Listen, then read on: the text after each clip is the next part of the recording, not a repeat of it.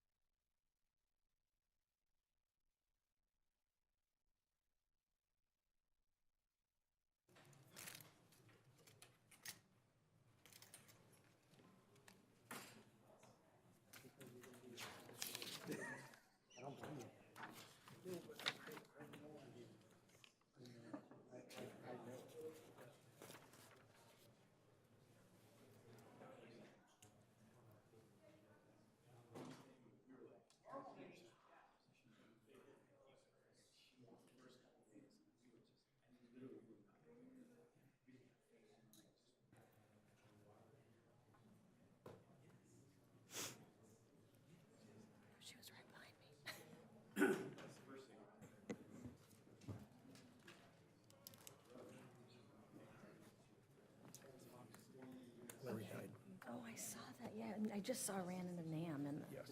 Oh, she got it to you already. Well, I just happened to be in the elevator with her. Okay, yeah, she, massive heart attack on a cruise ship. Even though he beat the hell out of me, I'm gonna be the bigger man. Yeah, that's still.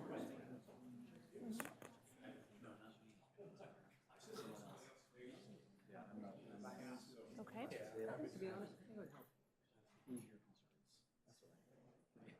don't know why, I just, so many beat stupid. I just wanna be sure that he beats you. For us, with us, All right, I'll just start. Good evening, everyone. I'd like to reconvene the Anaheim City Council meeting back to order. Clerk, can you please call roll? Thank you, Mayor. Councilmember Diaz. Here. Councilmember Leon. Present. Councilmember Meeks. Here. Councilmember Fessel. Here. Mayor Pro Tem Kurtz. Here. Mayor Aiken. Here. Let the record show we have 6 members present. So the first item on our agenda is an invocation that will be offered this evening by Pastor Dale Moreland from Ball Road Church of Christ. Following that, we have Mayor Pro Tem Kurtz will please lead us in the flag salute. Is Pastor Moreland here today? Okay, if you guys will join me by please standing up. Please bow your head.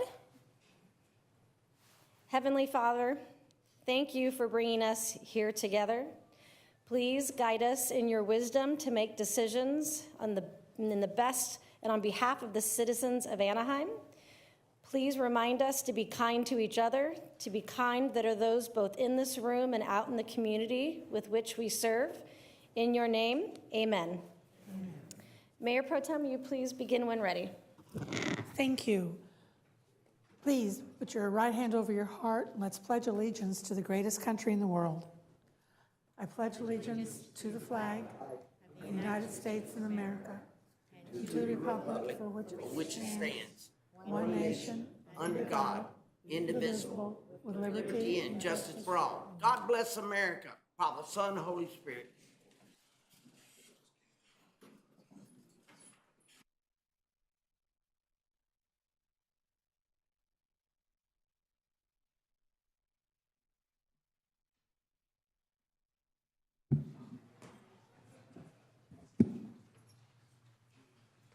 Good evening, everyone. I'd like to start off with some presentations this evening. I'd like to start off by congratulating Coach Ernesto Vargas for being named Girls Wrestling Coach of the Year for 2023-24 school year by the Orange County Wrestling Coaches Association.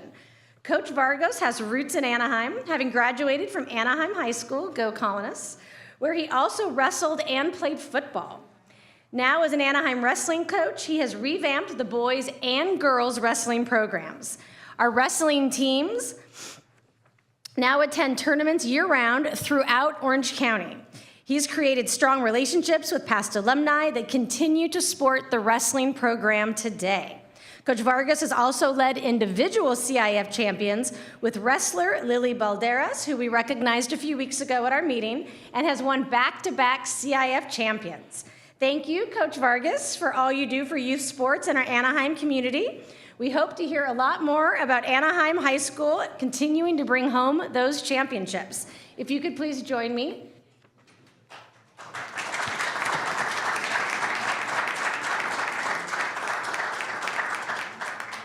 Congratulations. Thank you very much. You to say a few words. No, I actually wrote something to stick. Hello, everybody. First, I want to thank the City of Anaheim for this great honor. I also want to thank my family, which includes my parents, my siblings, my wife, my son, my daughter, and the dozens of children that I get the pleasure of coaching. I grew up in Anaheim. I played sports, and I graduated from Anaheim High School. And I've always taken great pride in this community. So when I finally had a chance to come back and coach at my alma mater, I was thrilled. Being able to share my love for the sport with my community's a dream come true, and I never imagined that I'd be recognized in this matter. So I just want to say thank you very much. I appreciate this, and to my coaching staff and to my team, I share this with you. Thank you. Does your family like to join us? They just might.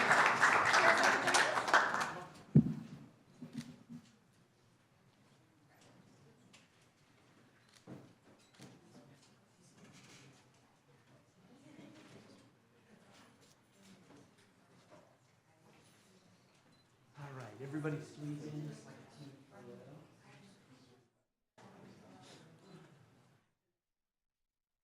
Come on up.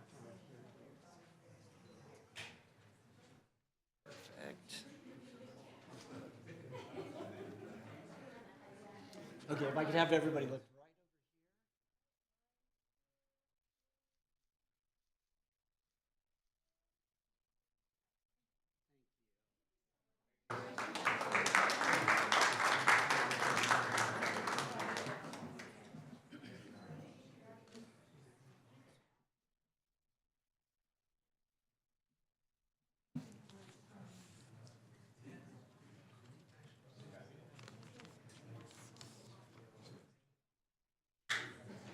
So next, we would like to recognize the Orange County Annual Greek Festival. Always a good time. So for more than 50 years, the St. John's Orange County Greek Festival has brought its rich and diverse Greek history to our community. The OC Greek Festival celebrates Greek food, music, dance, culture, and more. St. John's Greek Festival began as an annual picnic at Union Oil Park in Brea, and in the 1980s, the festival found its home here in Anaheim at St. John's. We want to thank you for continuing to bring this amazing festival to Orange County and to Anaheim, providing family fun for everyone. Please join us.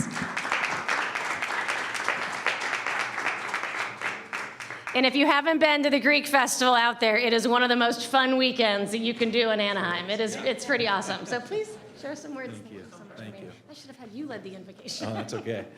I'm Father Chris Ratellis. I'm the parish priest of St. John's Greek Orthodox Church in Anaheim, and it's a pleasure to be here, and it's an honor to be part of this community in this city. The Greek Festival is offered every year at the third weekend in May, the weekend before Memorial Day weekend.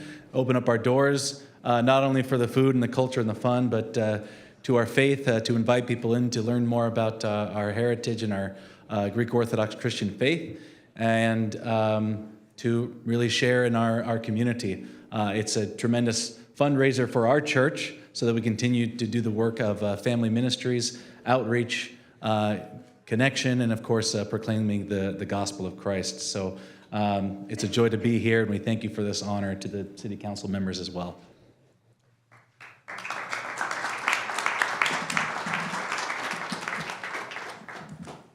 Great, if we could have everybody come in together for a photo.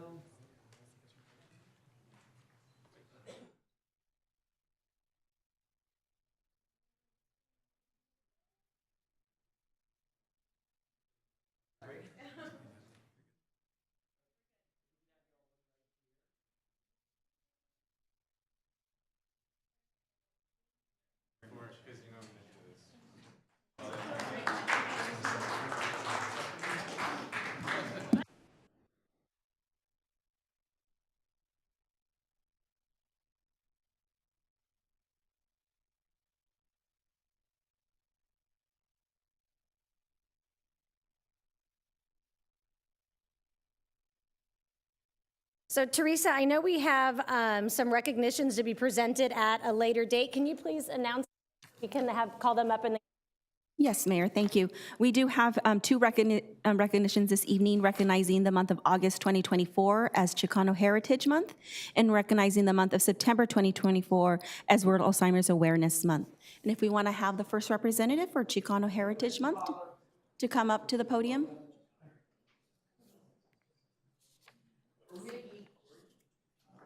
I think we had Rose.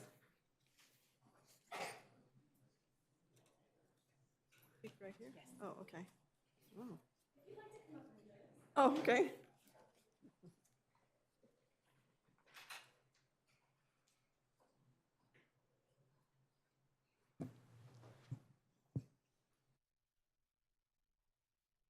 Do you mind saying a few words? I'll try. Thank you for joining us. Oh, wow, this is awesome. This is really beautiful. Look, and I'm shocked. Anyways, I want to thank you, everybody, for showing up here. And I want to talk a little bit about my father real quick. He's Emilio Vasquez, who did the mural that you have here. It's a beautiful mural. I have a lot of fond memories of Anaheim because my mother was from Anaheim. So I just want to say thank you, and I'm not sure if my husband wants to say anything. Well, I'd like to say that Rosemary is also an artist, and there's going to be an art show coming up, we believe, at the Museo. So we'll be working on details on that, but it's an honor, and we really appreciate the recognition. Yes, thank you so much.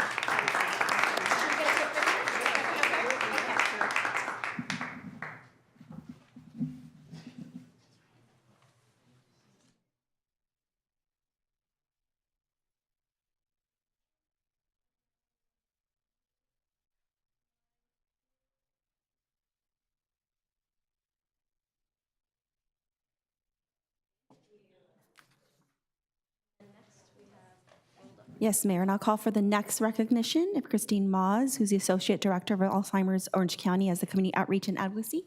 If they can please step forward.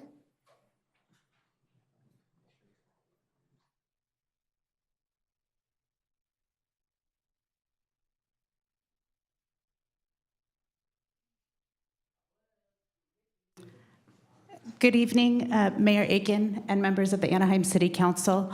On behalf of Alzheimer's Orange County, I am very proud to accept this proclamation for World Alzheimer's Awareness Month. Alzheimer's Orange County has been serving the community since 1982 by providing free programs and services, including free monthly education with the Anaheim Public Library and a monthly caregiver support group. So again, thank you, Mayor Aiken and members of the council.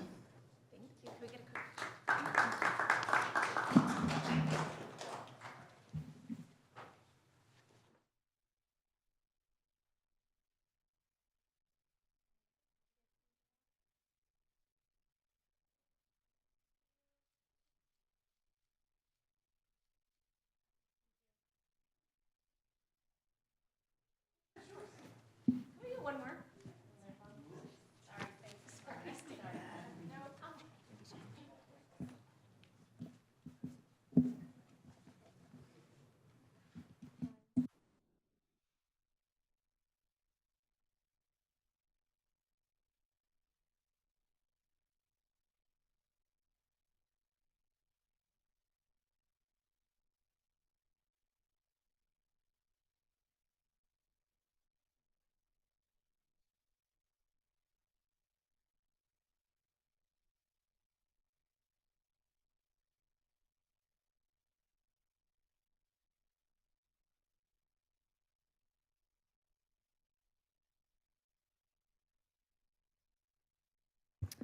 So I'd now like to call to order the Housing Authority in joint session with the City Council.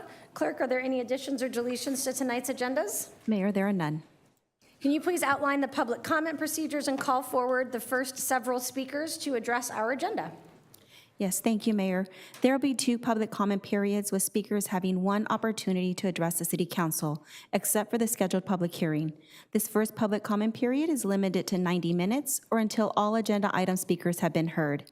Any time remaining of the 90 minutes will be provided to speakers who wish to speak on any non-agenda related items, but within the council's jurisdiction.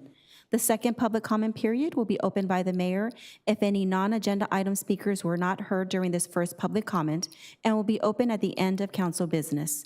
The time limit for public comment is 3 minutes per speaker. Those wishing to address the City Council must complete a speaker card, which are available at the back of the council chambers. The name and contact information requested on the speaker card is optional. Any unidentified speaker cards will be called by the speaker card number. I would also like to announce that Spanish interpreting services are provided at every City Council meeting. Simultaneous Spanish interpretation is provided through the use of headsets, and consecutive interpretation is available to anyone who would like to address the City Council. For translation services in any other language, please contact the City Clerk's office at least 48 hours prior to the scheduled meeting. And at this time, I'd like to introduce our translator who will make the same announcement in Spanish. A todos. En toda la Junta del Consejo Municipal se ofrecen servicios de interpretación simultánea al español por medio del uso de audífonos y se proporciona interpretación consecutiva para cualquier persona que desee dirigirse al Consejo Municipal. Para obtener servicios de interpretación en otros idiomas, tenga la amabilidad de ponerse en contacto con la Secretaría Municipal al menos 48 horas antes de la Junta programada. Muchas gracias. At this time, on behalf of the City Council, we'd like to remind the public that Anaheim remains committed to freedom of speech, and then we ask that speakers address the City Council with civility and refrain from making personal, threatening, abusive, slanderous, or profane remarks towards any member of the council, staff, or general public. We do appreciate you reflecting the spirit when you speak. The time now is 5:17, with the 90-minute public comment period set to conclude at 6:47, or until all agenda item speakers have been heard. We do ask speakers to step up to the podium and line up once they see their name appear on the projection screen behind me. And Mayor and City Council, we currently have 2 speakers, and they're just not agenda-related, but just general comments. So we'll go straight to general comments. And if the first speaker, if they can please step forward. Daniel, oh, sorry, their name is not appearing. Daniel Demary? Demari? And sir, you have 3 minutes. Good evening, Madam Mayor and City Council members. My name is Daniel DeMeyer. I drove 2.5 hours to come here to speak tonight on regards to the illegal activity that Disney D23 has committed over the weekend, along with one of your employees at your front desk. I came down here on 8/9 to attend the meeting, and when I did, I paid the $25 cash to enter the parking lot. It was strictly for credit cards. It is illegal to not accept cash tender. I was kept in the garage, and the reason why is because your security wanted credentials. My credentials were at a place called the Hilton, and nobody directed me to that area. They basically kept me in the garage. They would not allow me into the public access area, which is illegal. I was also told from the Anaheim Convention Center Deputy Director Mindy Abel that they had leased the land. They do not lease public land, so therefore the credentials are only asked when you go in the building, not exiting the parking lot. I could not pick up my tickets as will call because I was told that I was to stay in the parking lot. I tried to make phone calls. I could not get a signal to make phone calls out. Therefore, my entire weekend was shot this weekend trying to promote my business at D23. I'm a little disappointed because if I would have came down the next day, it would have happened again. It did happen again to one of my employees. I'm disappointed. As soon as I got here, right after that, at about 12:30, 1 o'clock, I entered your security system gates, and the guy at the desk, I asked him for a piece of paper to make a comment. He asked me to step outside in 100-degree weather, telling me that I was not welcome here. As far as I remember, I'm a public member. I paid taxes here for 30 years when I lived in this town. And to ask me to leave this building in the heat that it was and then not offer me a chair, I am disabled here. I was in a wheelchair 8 years ago when I approached you guys many times. And I just sat on the floor and I told him if he removed me, he would have to be gentle because I am disabled. I think that man needs to be reprimanded along with D23. Their powers has far exceeded their abilities, and the legal liability that your city attorney should be at least offering you guys your legal advice of what is illegal and what isn't.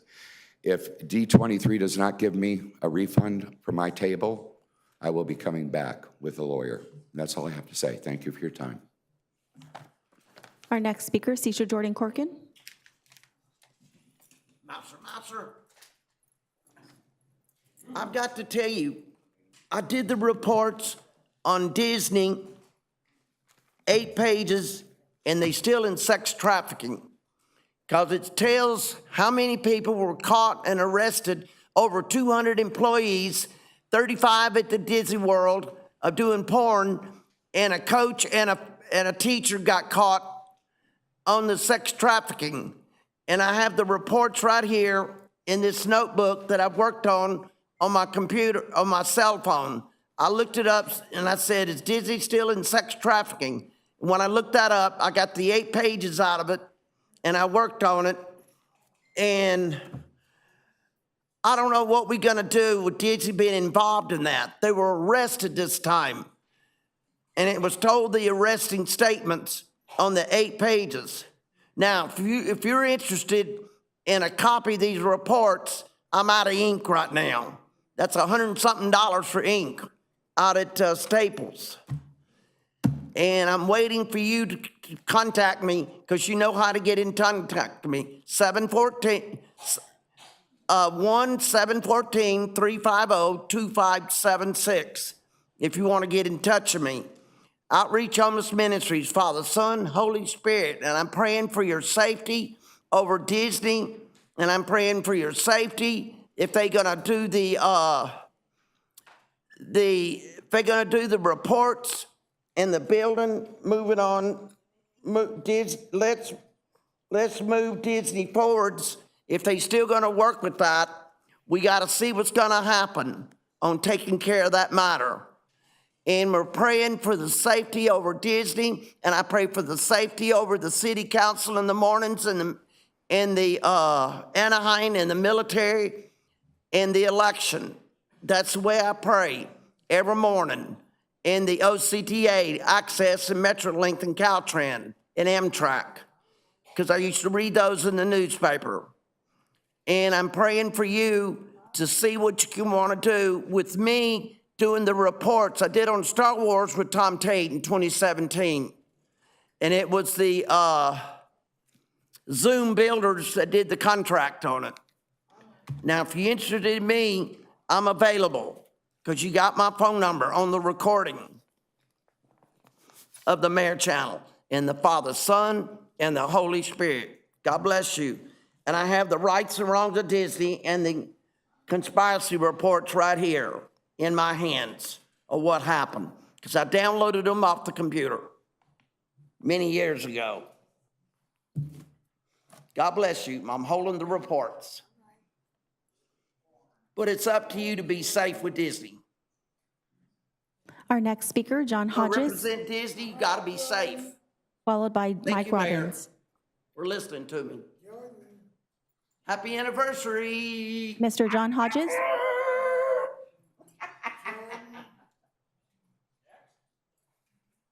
John Hodges?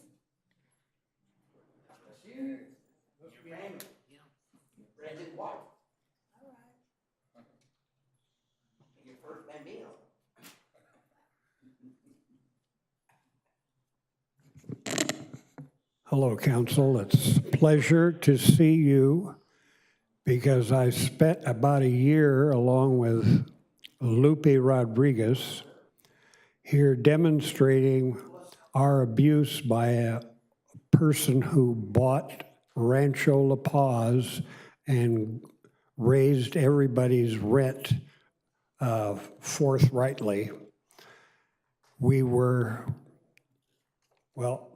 Here is a newspaper article that is written by Lupe, pretty much states our case that we were demonstrating in front of the council when we had a different mayor at the time.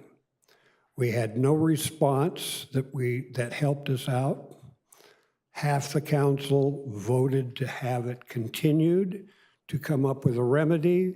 Half the council voted to not do that, and the mayor shelved our request after a year of appeals. The problem that still exists is the $400 increase in rent that we got the first 2 years when the new owner bought the property. Thanks to Lupe, our president, crawling all the way through Sacramento, finally getting to the governor himself, and him putting a stop to the increases that were expected from our new owner, that saved a lot of us, myself included, to remain where I was. This particular location is a very special place, Rancho La Paz, in our family. That is where our matriarch and patriarch lived until their death, okay? I'm the oldest in my generation. It has been a collective place for our family, for family reunions and family information. What I'm asking this council now is take Lupe's article here and put it in the record so you know exactly what her position is at the time she has left because of health. And asking at the same time the $400 an increase in every month, that is our abuse. Every month we pay the rent because it's not that agreement we had when we first arrived at Rancho La Paz, making the decision, yes, I can afford this place, and that's what I'm going to do on good faith, that what they say is true, okay? Now we're paying Mr. Hodge, $400 Mr. Hodge, I'm a sorry, your month time is up. more each and every month. Everybody that's left who hasn't been thrown out of the place because they can't afford it anymore. Mr. I Hodge, can't I'm tell- sorry, your time is up. Am I done? Yes, sir, thank you. Sorry, Okay. 3 minutes, it goes by fast. God bless. Thank you, sir. Our next speakers, Mike Robbins, followed by Janine Robbins.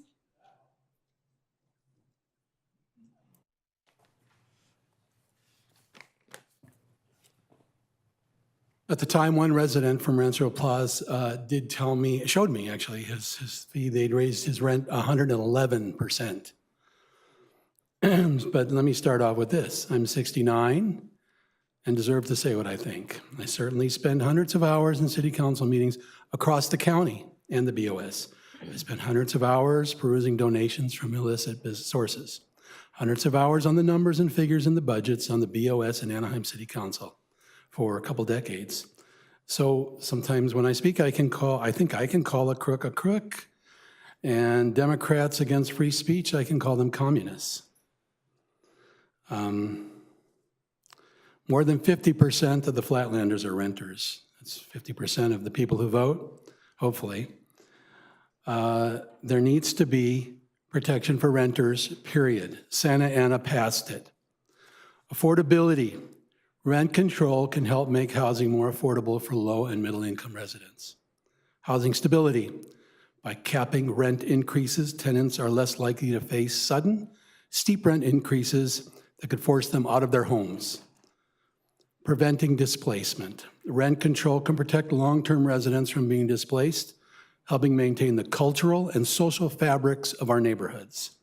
Reducing homelessness. By keeping rents affordable, rent control can help reduce the risk of homelessness for families and individuals, and we've seen families on the streets. Economic diversity. Rent control supports economic diversity within communities. Tenant protections. Rent control can come with additional tenant protections, such as limits on eviction without cause. Market correction. In areas with limited housing, rent control can serve as a tool to correct market imbalances and prevent excessive rent inflation. Encouraging investment and maintenance by providing a predictable rental income.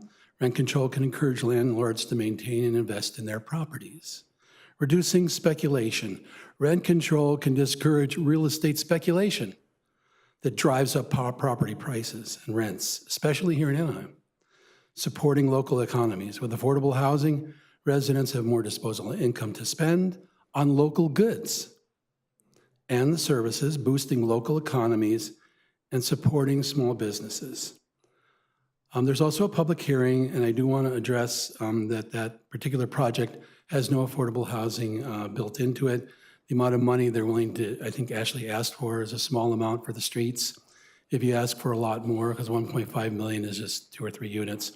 If we ask for 15 million, certainly that's a lot more.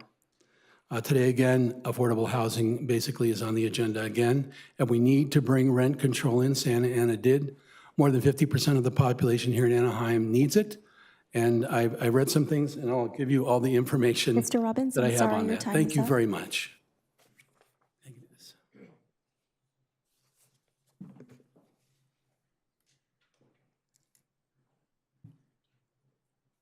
Thank you again, you guys.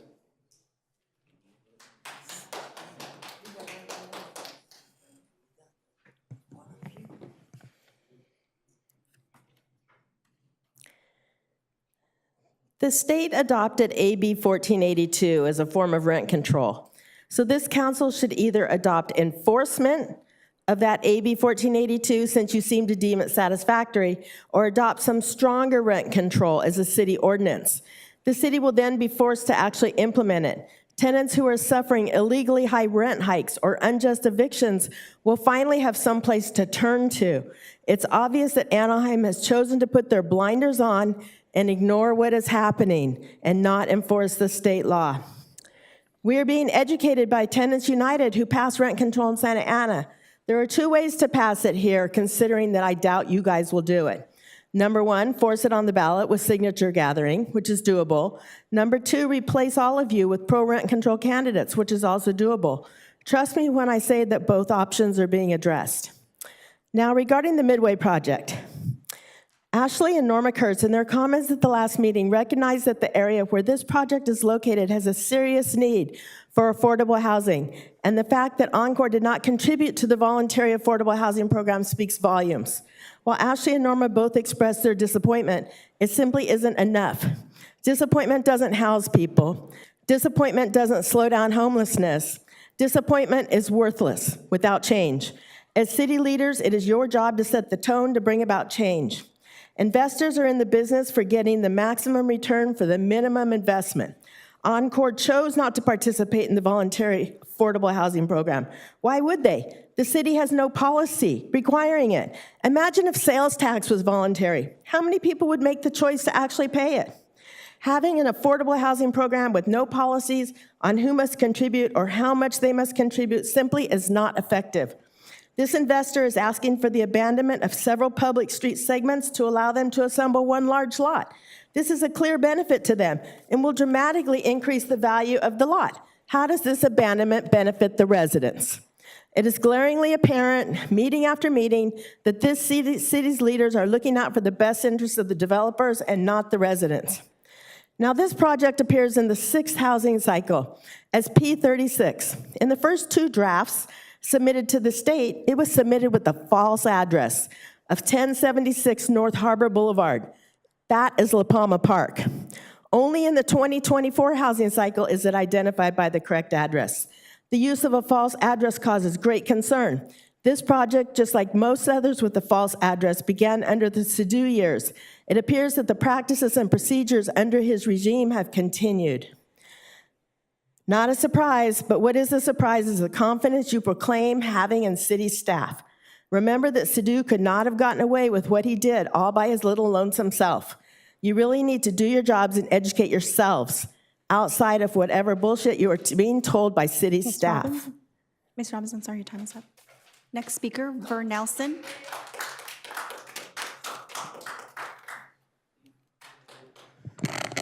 Mayor, council, good to see you.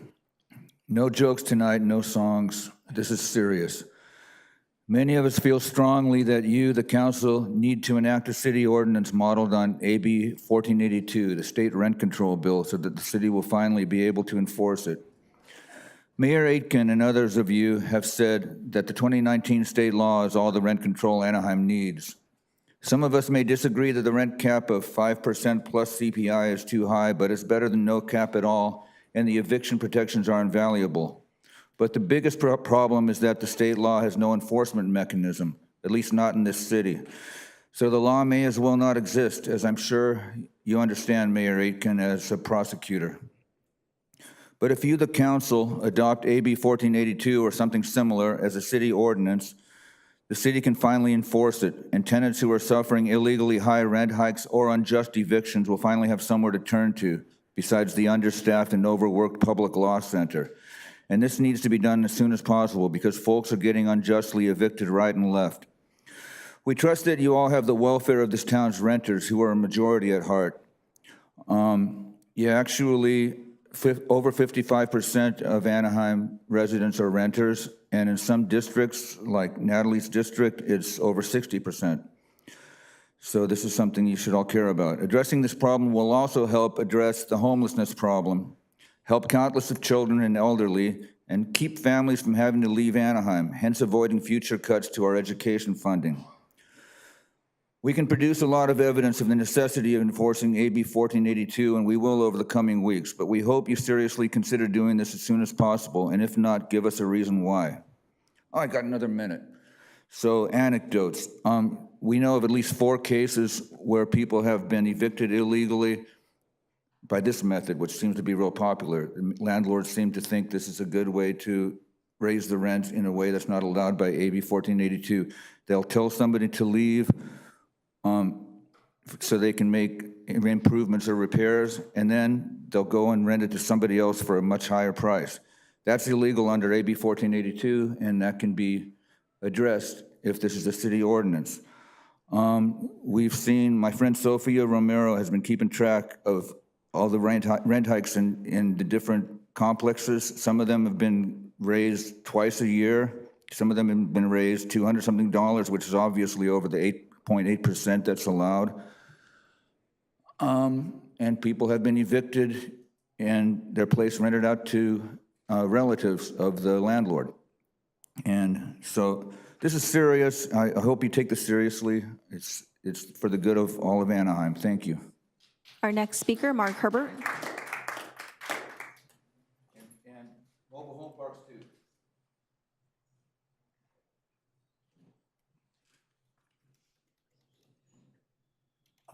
I'd like to submit some paperwork here for the public record.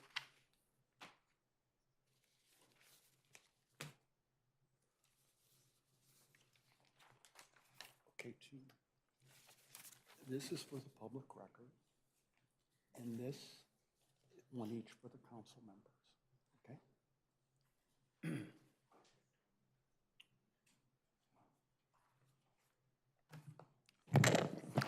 Mark Herbert, AnaheimGrease.com.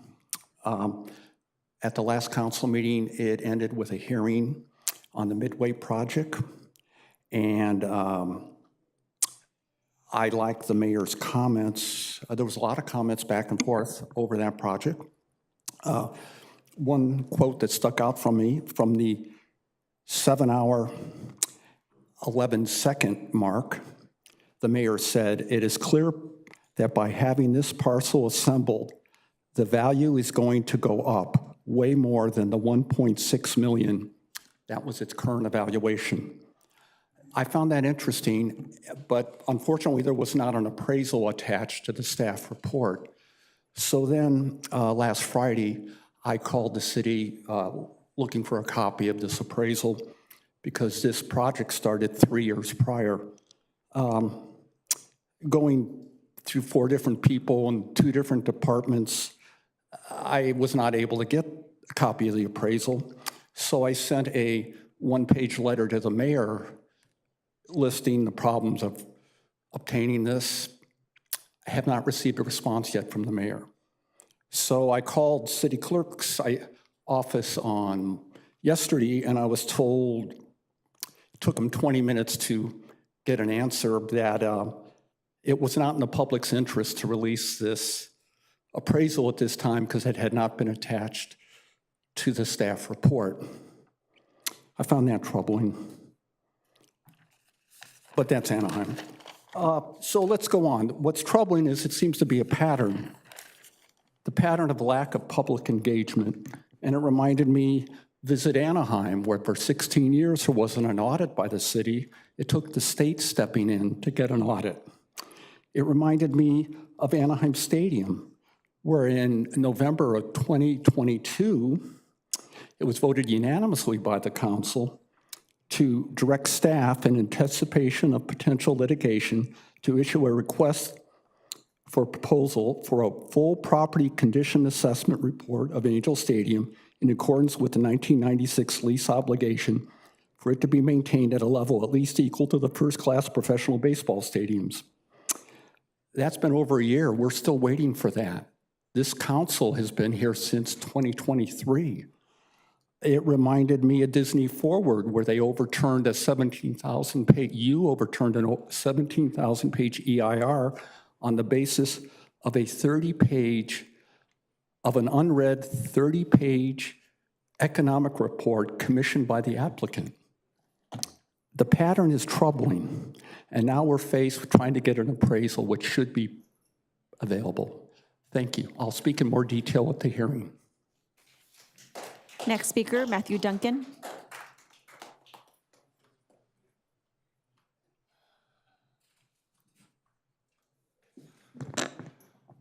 Matthew Duncan, coyote advocate in the city of Anaheim since I was 9 years old.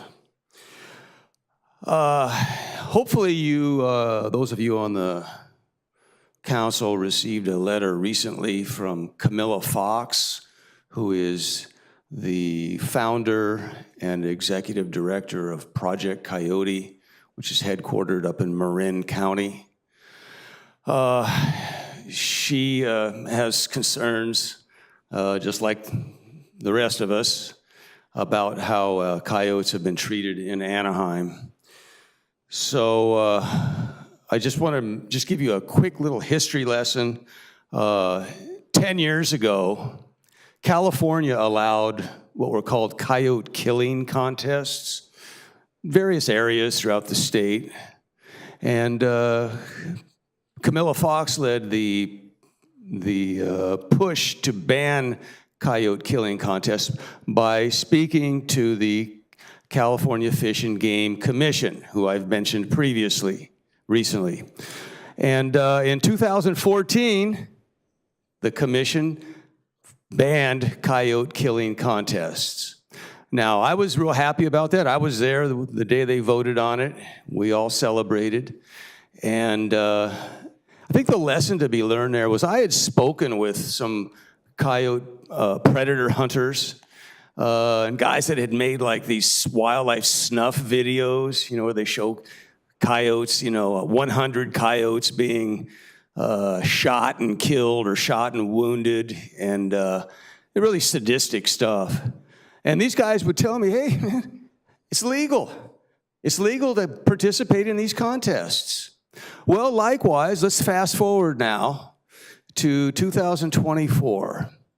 And PETA, People for the Ethical Treatment of Animals, as you know, has submitted a request to ban coyote gassing, as you guys do, in California, killing them in gas chambers, and trapping also of coyotes on public land, which you also do in Anaheim. So, I'm running out of time. So anyway, I just want to mention that because sometimes history kind of repeats itself and we learn from what we've already observed. And so let's see what happens. Because I'll tell you what, the people who demonize those coyotes into getting the public to believe that they were doing us a favor by slaughtering them, they actually demonized themselves in the eyes of the most people in this state. Thank you. Our next speaker, Mark Richard Daniels. Here I am. Good afternoon, everyone. Evening to some. I was born in this city, and I've been here ever since I was born. So that's 66 years.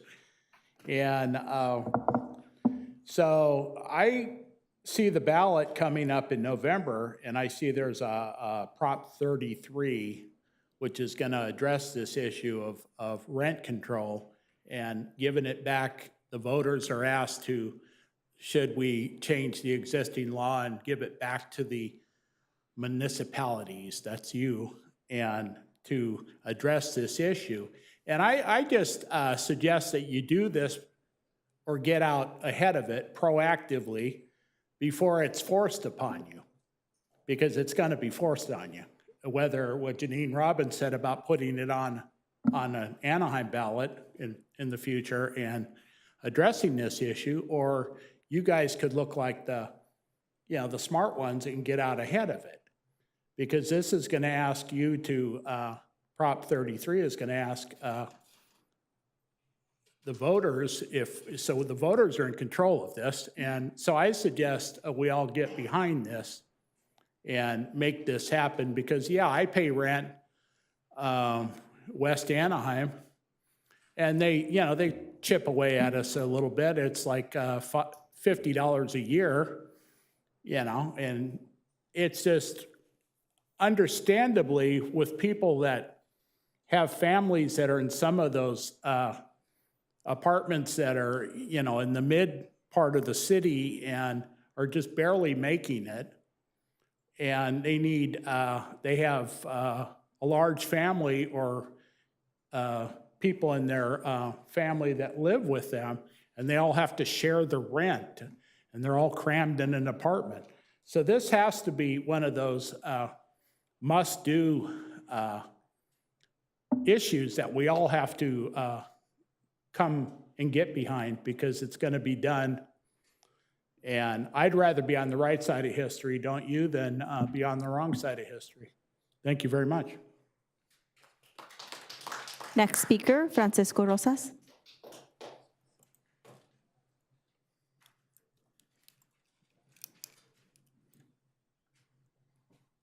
Mayor, council members, I'm Francisco Rosas. I've been a Navy veteran for 18 years. I was an aircraft mechanic. I've come here to announce my candidacy for District 4 against Norma Kurtz. You have greatly disappointed not just me, but everybody in my community, especially the way you and the rest of the council members here completely disregard us. We have no voice here. You have told us and showed us multiple times by the way we are treated out here for these events. You guys have complete disrespect for us. You guys don't care for us. So I'm here to speak for my community and actually represent them, because it's very, very clear. Every time I come here, it's nothing of no action on your part when it comes to things that we need, like affordable housing, rent caps, and a gate tax, a tax that can benefit the residents to get this city out of debt that every single one of you here put. Anaheim shouldn't be in debt. Anaheim should be thriving. Anaheim should be the leader in progression. We should have public transportation that beats every other city in here. But no, we're stuck in the Stone Age. Every single one of you here is holding Anaheim back. And I'm gonna make a movement to replace every single one of you, like I promised, starting with you, Norma. Next speaker, Kenneth Batiste.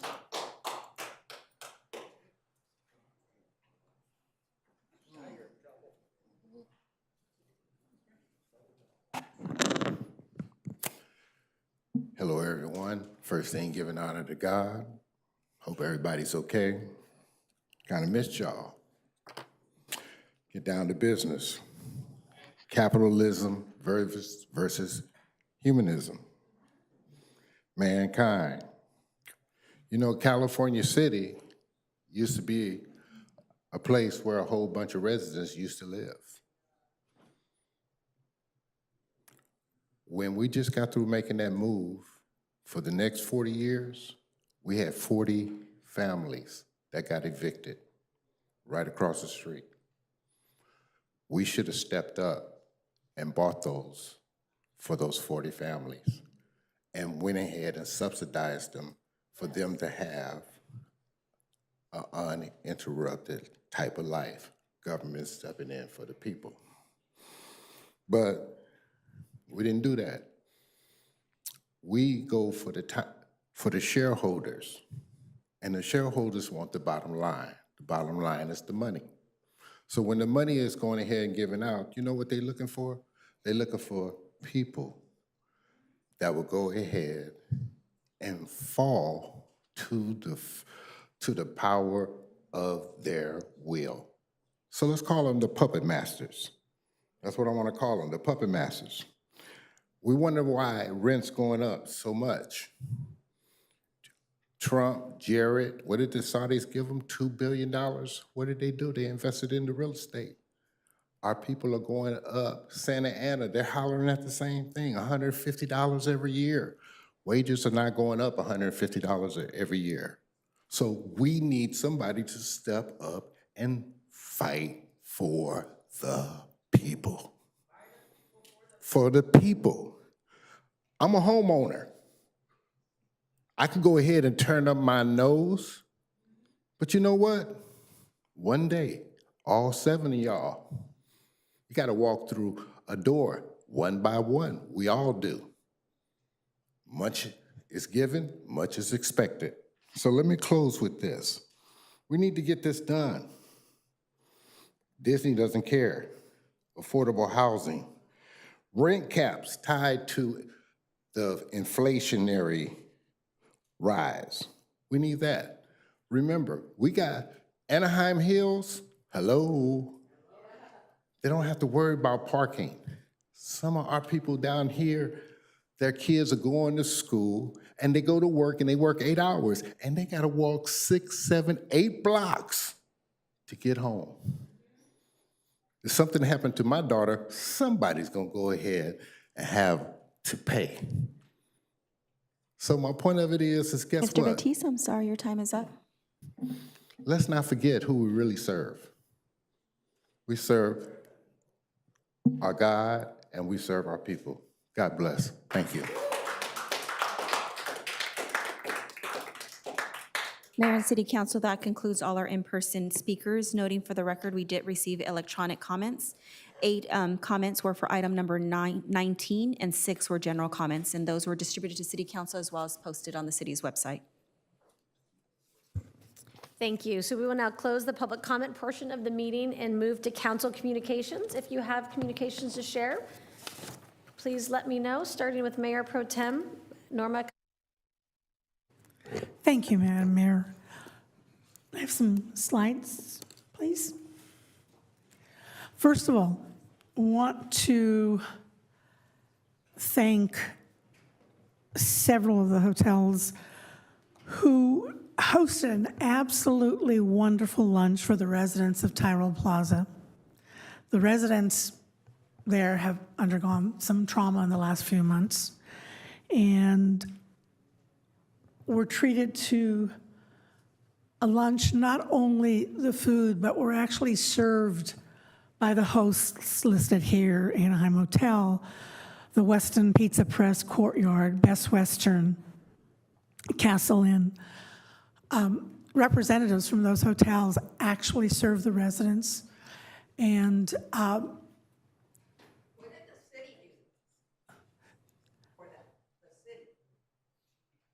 the residents were very happy that they were treated very specially by this group, so I want to thank them. Next slide.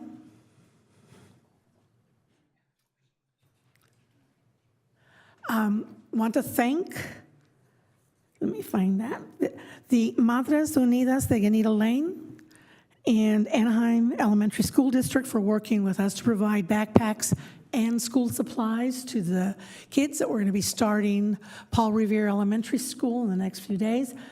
It was a great event, and it was especially wonderful because the kids actually got to select their supplies as they went down the list. I want to really thank our community services group who also attended to provide some support for us, but I want to thank them for reaching out into that community and actually going to the residents and asking them to come join and get their backpacks. I have to say, one little boy was walking with 2 adults down the street, across the street. Our community service rep went out, reached out to them. As it turns out, it was a homeless family. In that moment, the school district rep went over, introduced herself, signed him up for school, and explained the program that AESD has, and that is now that he's registered in school, no matter where that family has to move in Orange County, a bus will pick him up and take him to Paul Revere School so that he can enjoy his school life at one school. Next.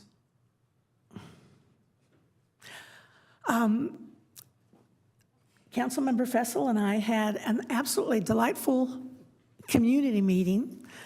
We called it the Boysen Community Meeting, held at Roosevelt Elementary School, and we invited constituents on both sides of State College because they have much the same issues and live, shop, work kind of in that same area.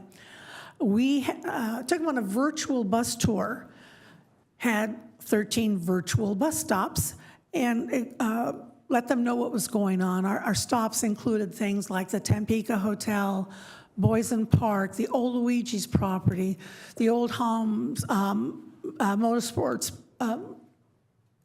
property, and shared with the residents what is happening in those properties. It was great turnout and really enjoyed the interaction with the residents.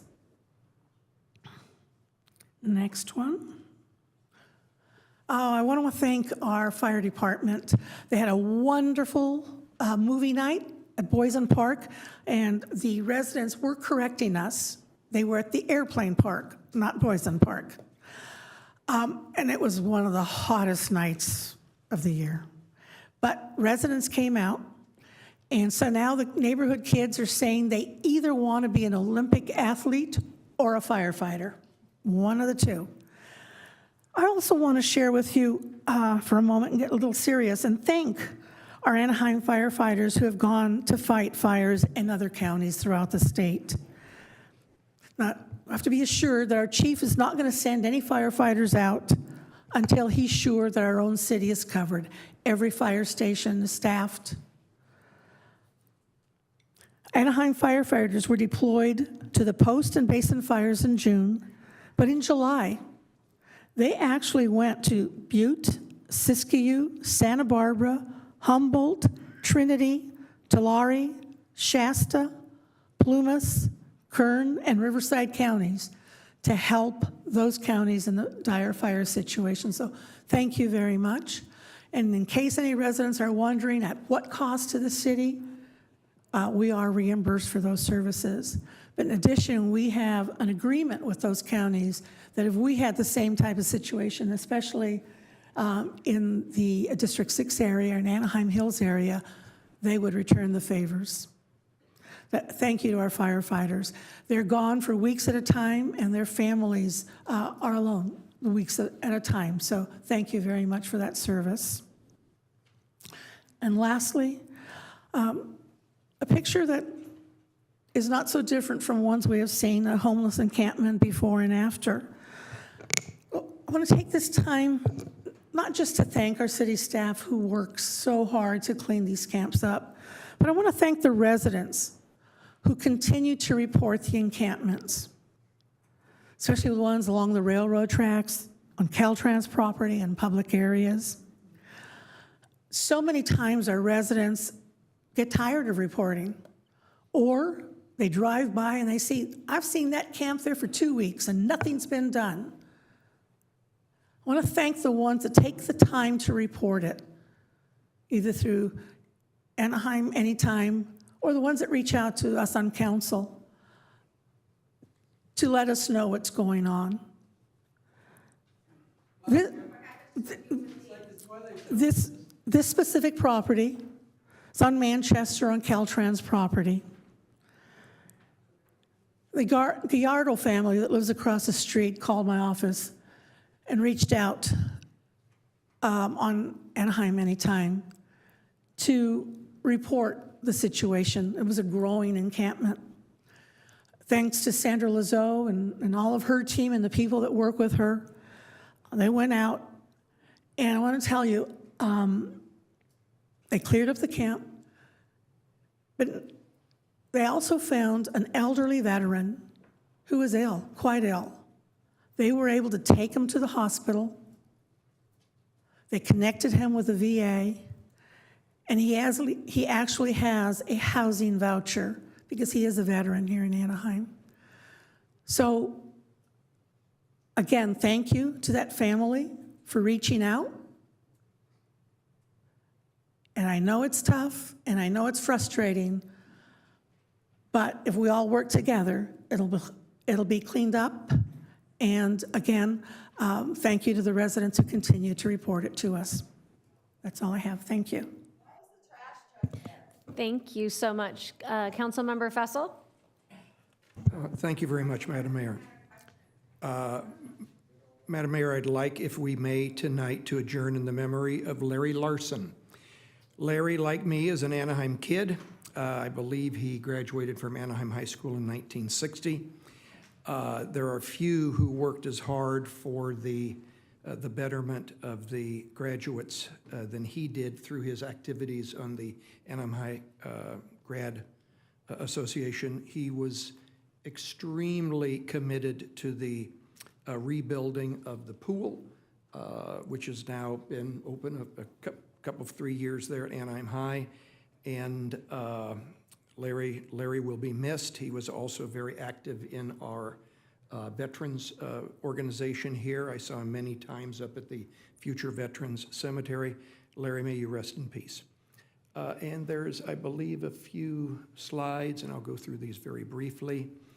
The NOCE, or the North Orange Community, or Continuing Ed, used to be called North Orange County Community College District, had their 2024 opening day celebration, and I've been associated with that group since 1975, and they asked me to come and join them, and it was fun sharing stories with all of the staff, and it was nice to see a lot of friends that I've made over the years. And next, some of you are aware that we had 6 students from Mito, Japan, as our high school exchange students over the last couple of weeks, 10 days, I think, actually. And I sort of I didn't follow them to every event around town, but I certainly followed them to a few of them. Our mayor did, as well as some of our other council members. 6 wonderful, wonderful young men and women. And again, it was nice to welcome them here after the city of Mito welcomed several of us here a couple of months ago in Mito, Japan. So it was nice that we could reciprocate. They got a lot of fun. I think their most enjoyable experience was going to the beach and cooking s'mores on a campfire, because I guess they don't do that in Japan. So they had a lot of fun, and I want to thank Community Services as well as everybody who put up the families. One of our own city employees did, Mr. Castellano and his family, who's our city engineer, put up one of the young men, and it was nice. They were great, and we were hopefully good hosts. And some of you may know Helen Carter. She's been around Anaheim for, I don't know if all of those 94 years, but most of those 94 years, and we were welcoming her at her 94th birthday at the eBell Club recently. She was active in the eBell Club and a number of organizations in Anaheim. And you know, when you get up to that point in time, it's nice to be recalled. And by the way, anybody of us who know her, she's still sharp as a tack. Good for her. And there's maybe 1 or 2 more. There was a backpack and school supply food giveaway over at the Joffrey Church, which is adjacent to Anna Drive. Vern, I didn't see you there. I was surprised that I didn't see you. And that was a week or so back, and we thank the church and all the volunteers that came over to lend food.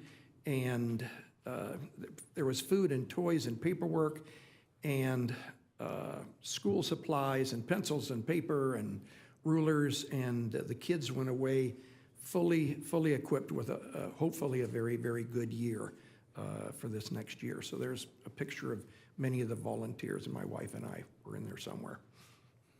And is there one more? Or is that it? Okay. Thank you, Madam Mayor. Thank you, Councilmember. Councilmember Meeks, and then Councilmember Leon. Mayor, I just would like to ask if we could also close in memory of former Anaheim Police Department Sergeant Greg Palmer. He passed away after a lifetime of service in the legal field, police department. He served Anaheim from 1986 to 2010. He was in patrol, vice, robbery. He was awarded the Investigator of the Year Award and 2 Distinguished Service Medals. He also served as the Anaheim Police Association president. So I wanted to just remember him tonight. Thank you. Thank you, Councilmember Leon, and then Councilmember Rubalcaba. Thank you, Madam Mayor. I just wanted to announce for all high school seniors and juniors, the Anaheim Tech Scholars Program is back. It is in now its second year. The program empowers college-bound high school seniors and juniors in Anaheim and provides laptops or tablets as well as internet access to prepare students for the next stage of their academic careers. Obviously, I want to thank my colleagues for their support in making that happen last year. We're excited for the new cohort of Tech Scholars. The scholarship is going to open from, the application is going to open from August 26th through September 30th, so you can keep an eye out on our website, and I'm sure we'll put some more information out on social media.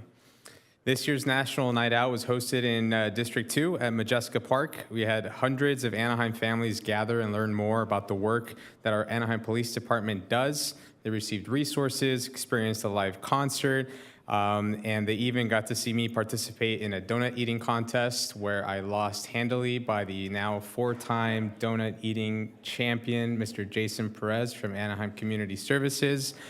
I'm not entirely sure how he does it, but he does it. So congratulations to him. I do, in all seriousness, want to thank and congratulate the Anaheim Police Department, Chief Armendariz, as well as Carmela Mendoza from the West Anaheim Community Policing Team for all of their hard work to ensure that this year's National Night Out was the best. And together, we're making our neighborhood safer and more united. So thank you again to everybody who attended, everybody who helped organize an amazing National Night Out. This past weekend, my office hosted our second annual Back to School Bash over at Madison Elementary School. A big thank you to all the community members, community partners, and volunteers from our local community who came together to make this event a major success.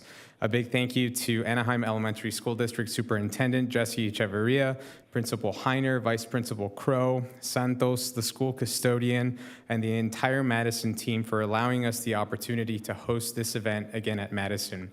In collaboration with a number of different community partners, we were able to do a lot in a matter of a short few hours.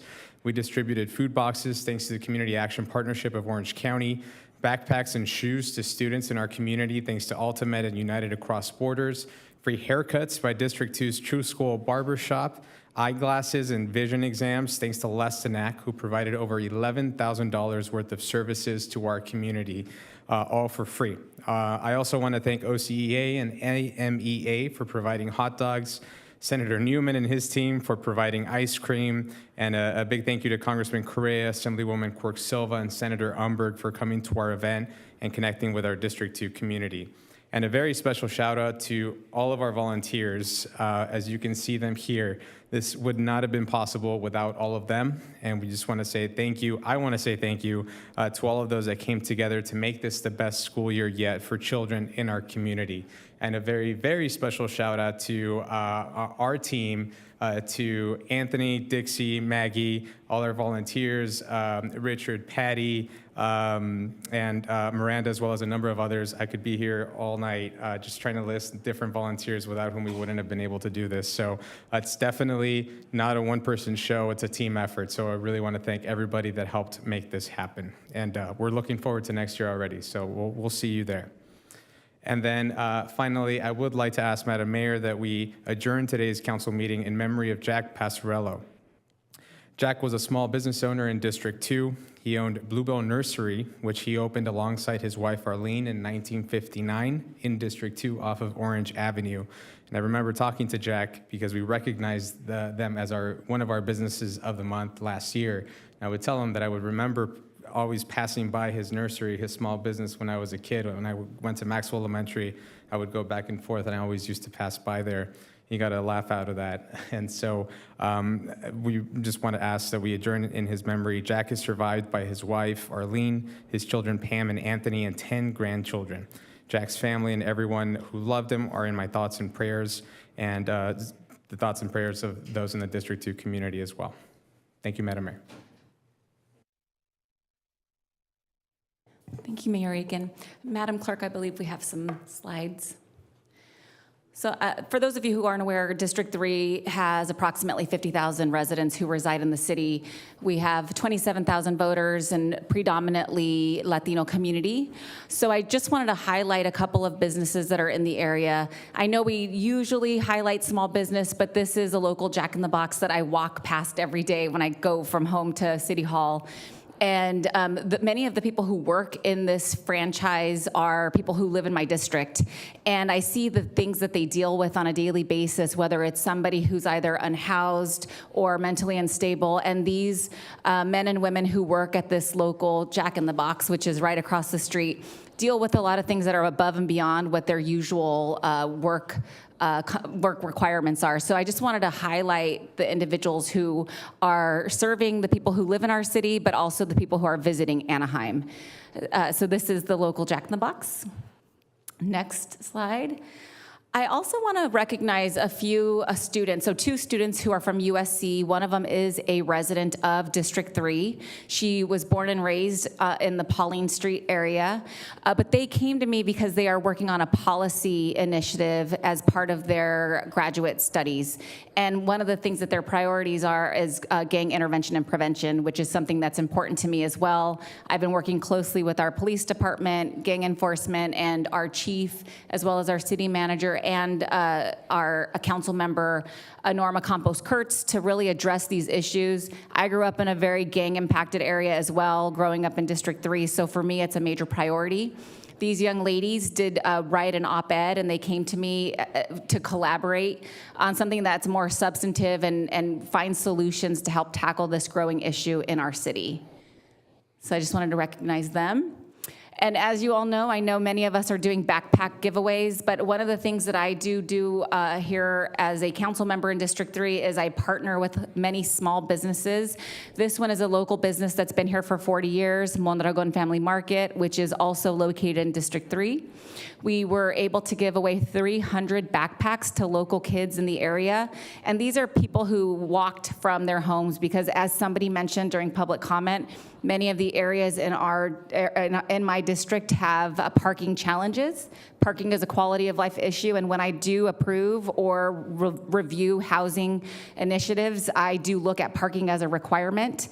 Unfortunately, the state of California has tied our hands in many of those cases, so I do recommend many of you who have issues with our parking to write to your local assembly members and state senators to let them know the issues that they've created by some of these policies that are impacting us at the state level. But I also wanted to thank many of the people who contributed to this wonderful event, not only the local business owner, but also our city staff who accommodated our street closure so that we had a safe community and were able to bring out various vendors, including many of the people who donated their skills to cutting hair, not only for young boys, but girls as well. We also had Kona Ice, who came and donated ice to the families that were there because it was one of the hottest days of the year. I was actually sick when I was there, but I held on as long as I could. We also had Jack the Artist there, Public Utilities, thank you, Duku Lee, our Anaheim Police Department. The fire department gave away helmets for kids who were riding their bikes to school. We also had the Oak Nature Center, which was there. Many of the kids who live in District 3 have never attended Oak Nature Center, but were able to see some of the animals and things that are there. So it was a good experience for not only the families, but also some of the city staff who were able to interact with many of the community members that attended. Next slide. So as many of you heard earlier, August is Chicano Heritage Month in the city of Anaheim. We are one of 2 cities in 34 cities in the county of Orange that recognize this month. It's a meaningful month, especially for me in District 3. I am Mexican American, which is Chicana, and we did have the Chicano riots, which took place right down the street at Little People's Park. This mural was painted by the person Emilio Vasquez, who painted that original mural that really signified and represented the Mexican-American community in Anaheim and across the county. His daughter was here tonight to receive the recognition on his behalf to recognize Chicano Heritage Month as something that's significant in our city. And I also just want to mention that Lou Correa, our Congress member, who is also, who was born and raised in District 3, is trying to make this recognition at the federal level. And he was recently recognized by the Orange County Fair, which is a state agency that also recognizes Chicano Heritage Month. Next slide. So I know my council member to the right of me owns this event, and hopefully it'll be in District 3 next year. I have two of the oldest parks, La Palma and Pearson Park, which I think would be great locations. But I just wanted to recognize one of the community members who were, and it's National Night Out, but this is not the purpose of this slide. So one of the community members, Sophia Romero, is a community leader in my district. I work very closely with many people in different areas of District 3. Many of them are keeping me informed on things that need to be done. She has been instrumental in not only helping get individuals who are unhoused housing, but she's also been managing keeping Sandra and myself, Anaheim PD, informed on people who are getting their rents raised, individuals who just might be food challenge. So she was recognized by our community police team as a community leader. So I wanted to mention her. She's down at the bottom on the right next to Chief Armandaris and Sergeant Pardo, who is a graduate of Anaheim High School, I just have to say. So next slide. This is a community meeting that took place at Emerald Point, which is a newer development in District 3. Somebody mentioned that we are lower on the end of home ownership. This is a majority home-owned property. And as you can see, we have a very engaged group of people who are living in this development, which is located off of Lincoln and Euclid. Thank you to our community police team, led by Sergeant Pardo, who was there to address some of the public safety concerns. And then also want to mention Sandra Lizzo, as well as Neighborhood Services and Du Cooley, who really helped. There's a lot of issues that this community is facing, from public safety issues with individuals who might be unhoused, crossing over into their private properties, entering their homes when they're asleep at night. There's also major parking challenges, and then lighting. So thank you, Dooku, for taking the walk around their community just to address some of the issues that are occurring there. I can't remember if I have another one. That's it? Okay. And that concludes my council comments, so thank you.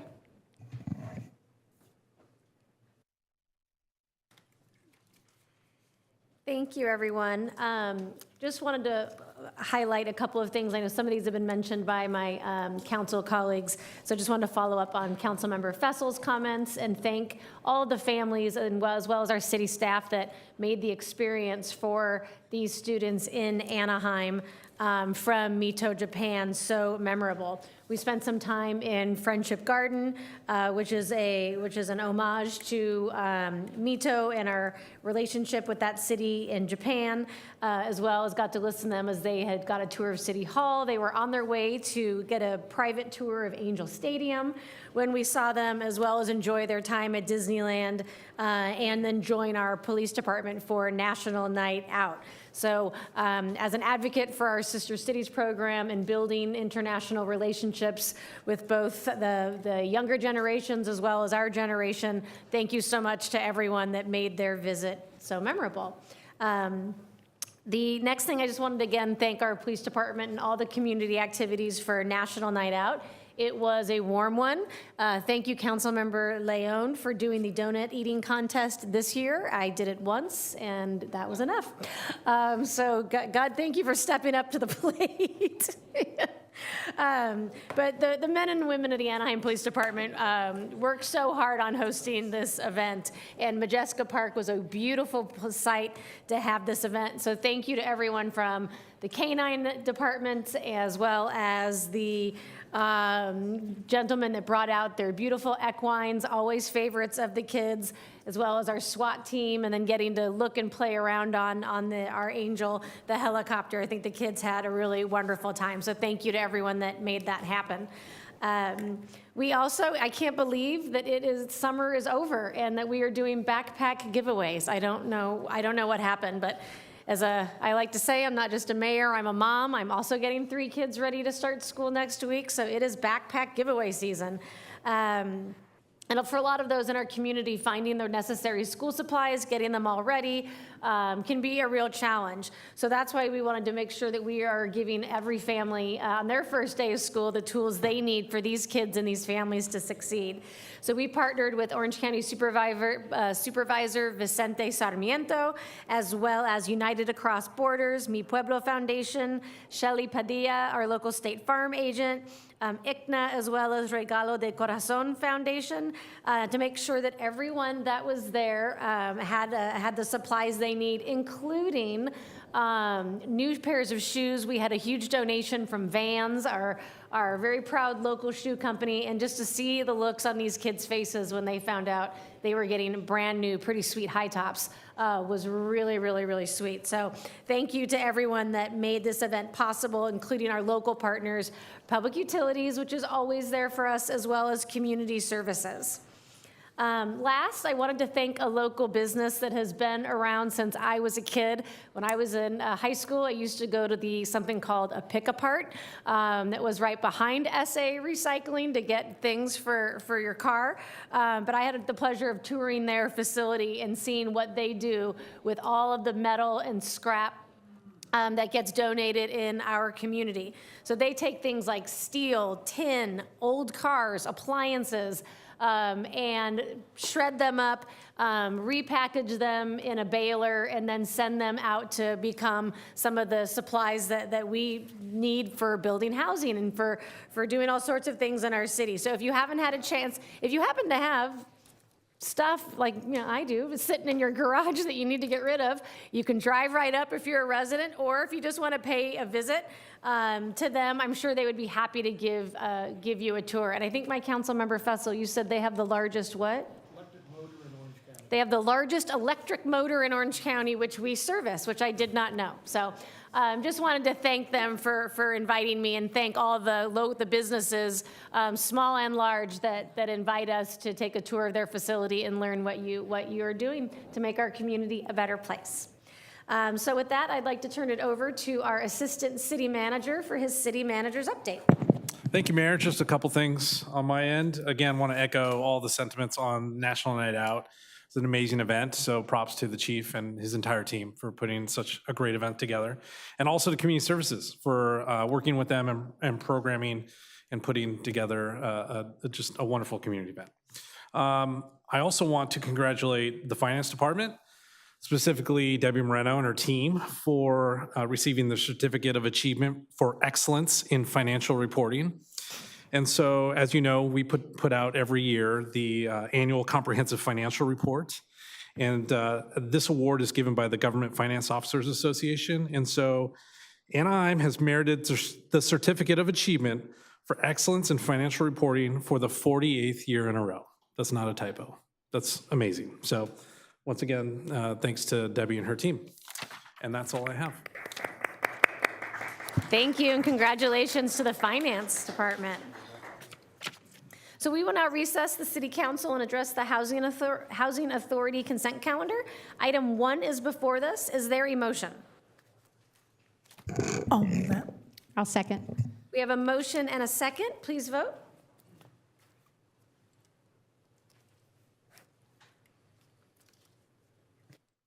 The vote is 7 ayes, no nays. Motion carries. Item 2 is a public hearing. Will the clerk please read? Thank you, Mayor. Item number 2 is a public hearing to consider the approval of preliminary award letter, ground lease option agreement, cooperation agreement, and a resolution regarding the intention to issue tax-exempt obligations for the Tampico Motel Conversion Affordable Rental Housing Development located at 120 South State College Boulevard.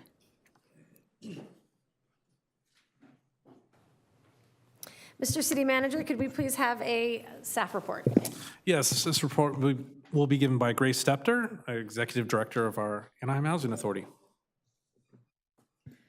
Good evening, and thank you for the opportunity to present this report tonight. Our request tonight is for approval of a preliminary award letter, ground lease option agreement, cooperation agreement, and a resolution of the Anaheim Housing Authority regarding our intent to issue tax-exempt obligations for the Tampico Motel conversion to affordable housing, to an affordable housing rental development. The site is located at 120 South State College Boulevard. In April 2023, the Anaheim Housing Authority acquired an approximately half-acre parcel, home of the former Tampico Motel. The purchase was made possible due to a sizable California State Senate allocated put forth by Senator Tom Umberg. On July 31st, 2023, the authority issued a request for proposals for the development of the site. The authority received 2 proposals, and the winning proposal was submitted by Jamboree Housing Corporation. The population that will be served at the site is intended to be transitional-aged youth. This site is ideal as it is on a major intersection close to amenities, public transportation, social services, and employment opportunities for this specific population. In addition, the city hosts Covenant House, which is the only shelter for young adults aging out of the foster care system. The affordable rental development proposal brought forth by Jamboree, hereinforth referred to as the project, includes the conversion of the Tampico Motel into apartments and the site will consist of 32 studio unit apartments.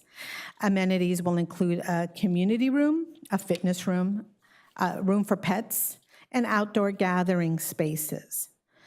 The project will require a social service component as well that provides meaningful support for future residents. These services will include case management, individualized service plans, outpatient, and other essential services. The project will also provide 12 parking spaces, exceeding the parking requirements while providing a parking ratio that aligns with other recent motel conversions in the city. The site staff will also continue to work with Jamboree to integrate appropriate art elements, as has become a custom in all of our affordable housing developments. The total development cost for the project is approximately $25.9 million. Jamboree proposes to finance the project with the combination of federal, state, and local funding, including a 4% tax credit application, bond financing, and approximately $1.9 million in a permanent loan from a private lender. There is a gap in financing at the site, so to address the gap, the developer has requested that the authority provide a loan of up to $6.9 million funded in whole and part from our Home American Rescue Plan dollars. We also received CalOptima Health Homeless Housing Initiative dollars that we are putting towards this project, and we are using our Homeless Housing Assistance and Prevention Grant dollars. This particular program does require that fund use 15% of that allocation towards this specific population. So we have, over our last 4 rounds, accumulated approximately $4 million that we can contribute to this program, to this project. Staff is supportive of the project, is therefore recommending that the governing board of the Housing Authority approve the cooperation agreement between the city, the Housing Authority, and the developer to transfer all the appropriate funding, state, local, and state restricted funding that is needed to complete the financing package. Additionally, staff is recommending that the board approve a preliminary funding award letter that outlines all of these terms, a document that is necessary for the developer to apply for tax credits. As mentioned above, Jamboree Housing is our developer and is here tonight to help answer any questions that may come about. The proposed assistance for the project includes a loan and grant to the developer, inclusive of $6.9 million, all coming from restricted grants that have been provided to the Housing and Community Development Department, either as the Housing Authority or as the city. With that, the team is available to answer any questions that you may have. Thank you. Are there any questions by council at this time? Start with Councilmember Meeks. Thank you. Is there an on-site management, somebody that lives there? So one of the units is dedicated to on-site management? Great. Yes, there will be. And there's only 12 parking spaces, so how will the parking or, the ability or control of vehicles on this site with 32 units be addressed? There will be a parking management plan.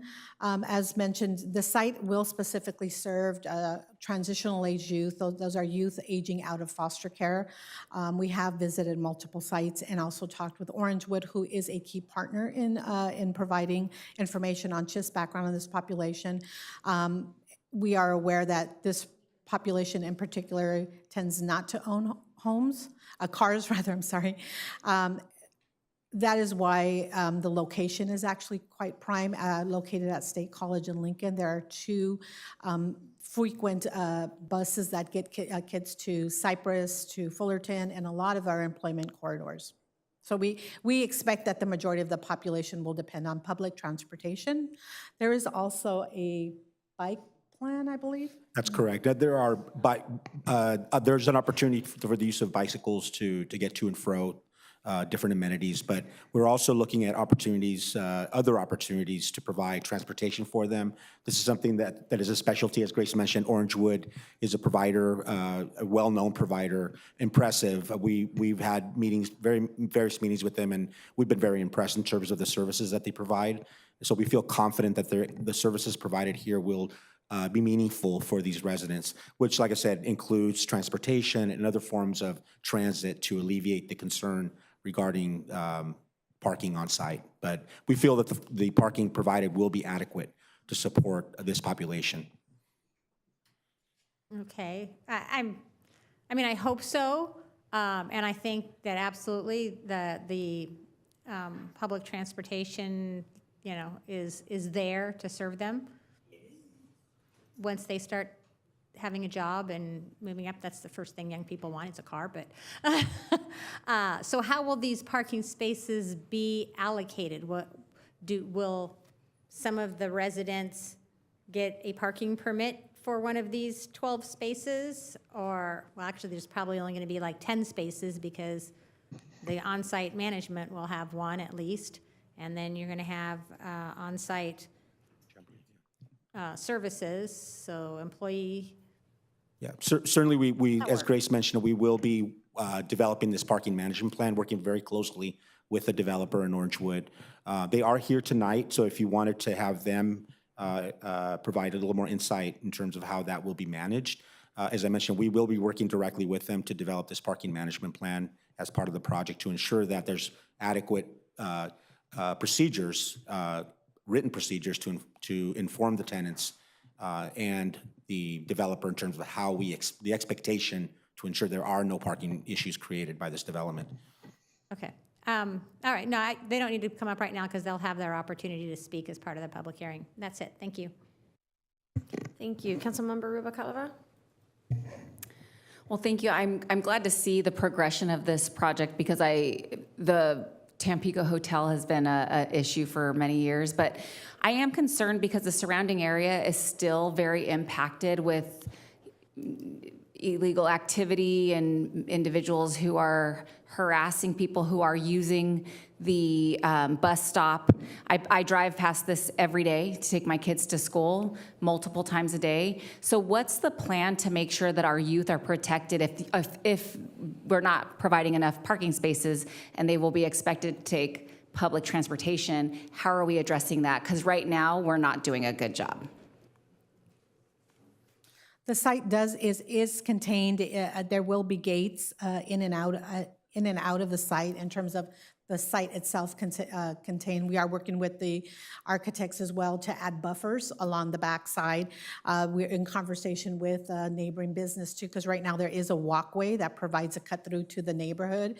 And we've had varying comments back and forth as to whether or not the neighborhood wants the cut through or doesn't want the cut through. But at the end of the day, using community input, a final decision will be made about that cut through. We do believe that it is probably in the best interest of all to close it out, and if we can get the support of both the business and the community, that is what we intend to proceed with.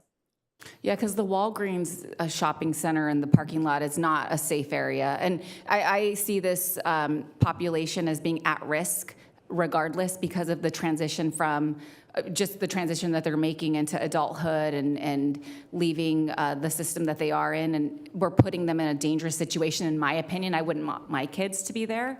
The shopping center across the street consistently has people sleeping on the sidewalks, on public sidewalks. So as a city, what's our plan to clean that up as we're creating this opportunity for our 18 to 24 youth to live in this area? Well, as you know, the homeless services also sits under our department. So there is close collaboration with both the housing team and Sandra Lazo's office, including the ongoing communication with our community outreach teams.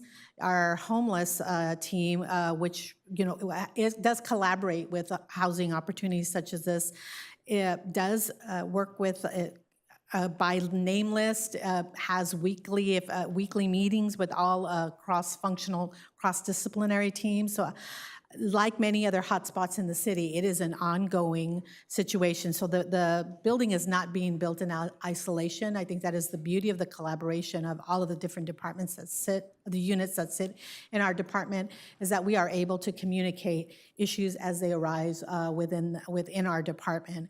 And in terms of ensuring safety of the property itself, Jamboree is a known provider and has properties throughout our cities. They do continuously monitor for safety. This will not be our first motel conversion.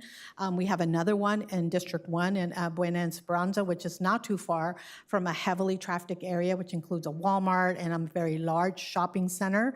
And every time I drive by there, because of the containment measures that are in place, it is gone nondescript. You can't tell who's coming in and out. It's relatively quiet. Now we do understand that State College and Lincoln is a more crowded condition.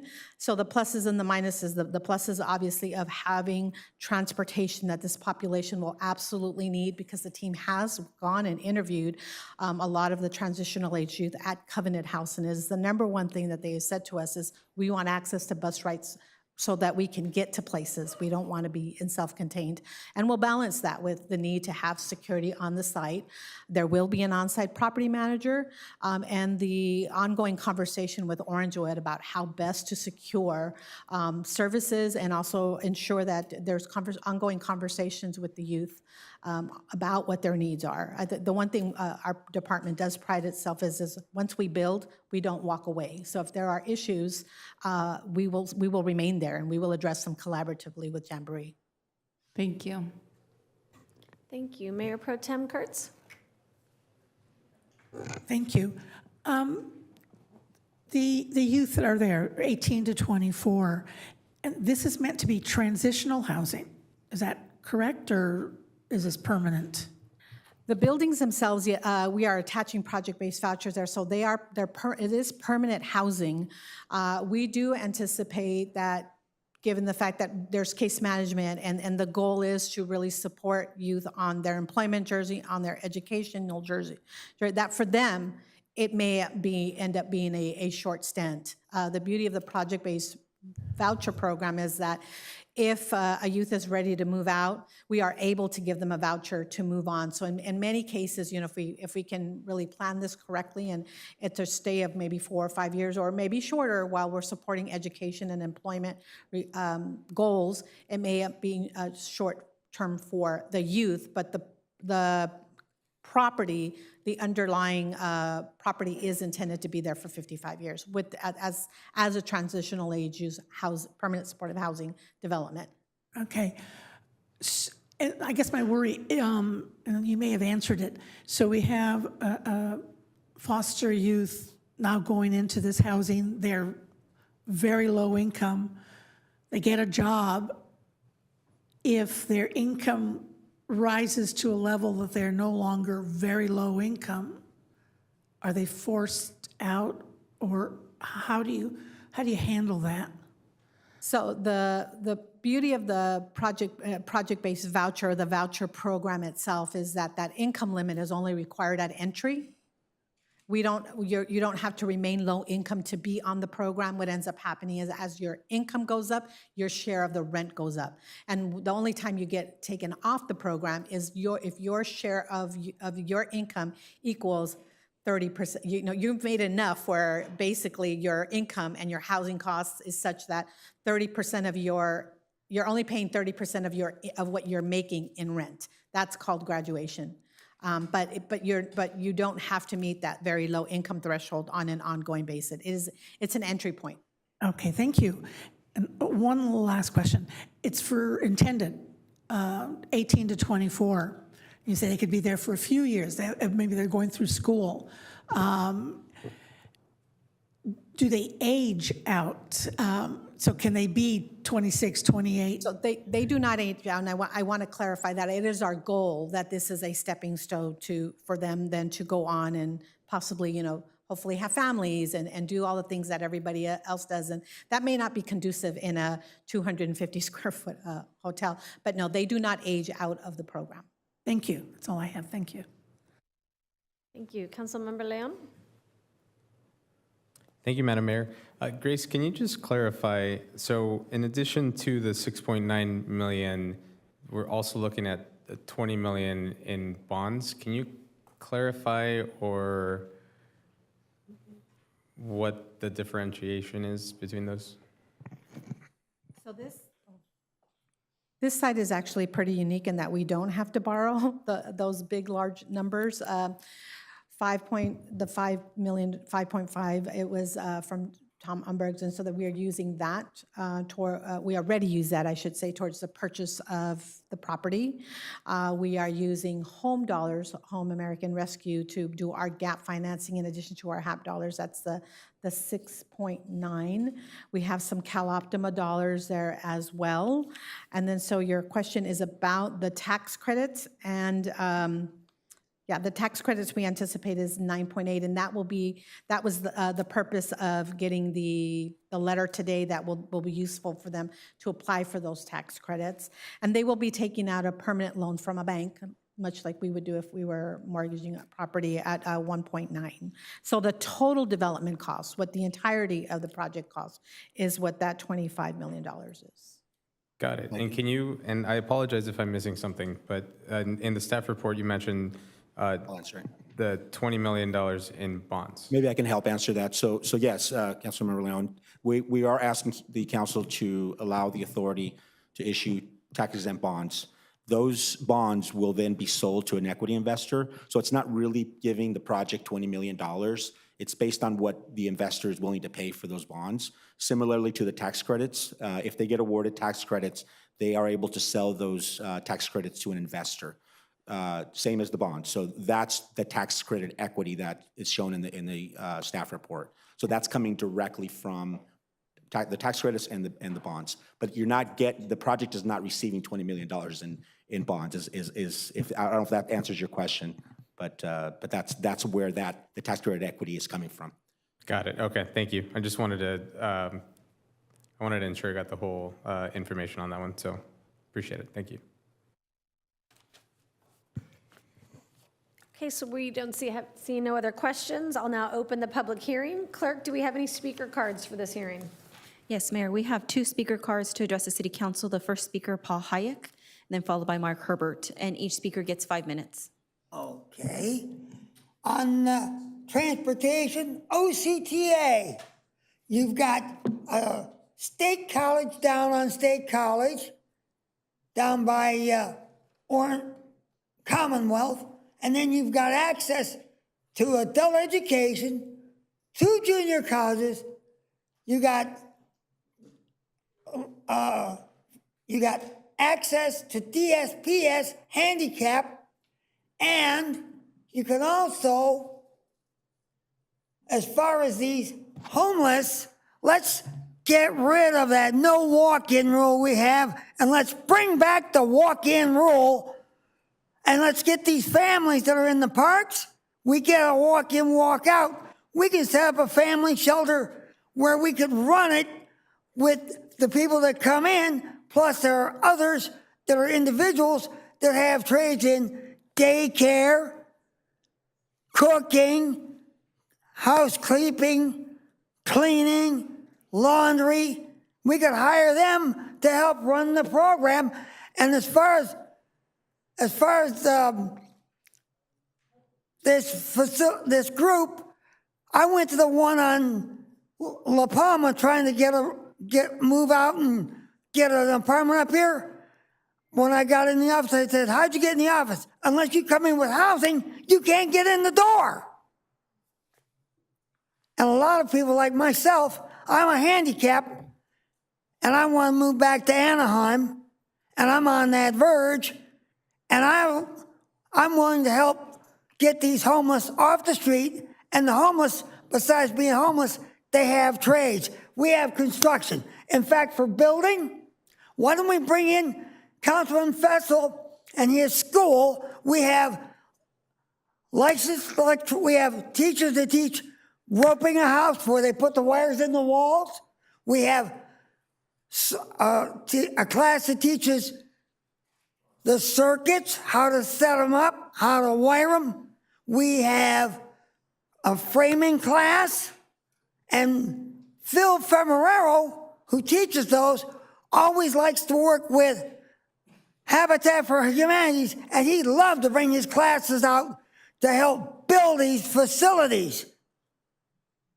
And it's all college adults. Our next speaker, Mark Herbert.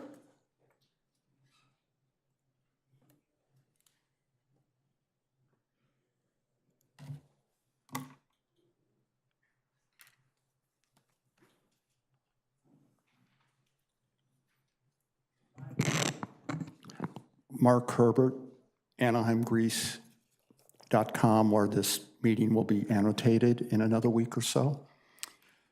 First, I'd like to thank Paul Hayek. I appreciate that he comes down here on a regular basis, and I appreciate his attention and focus on the homeless.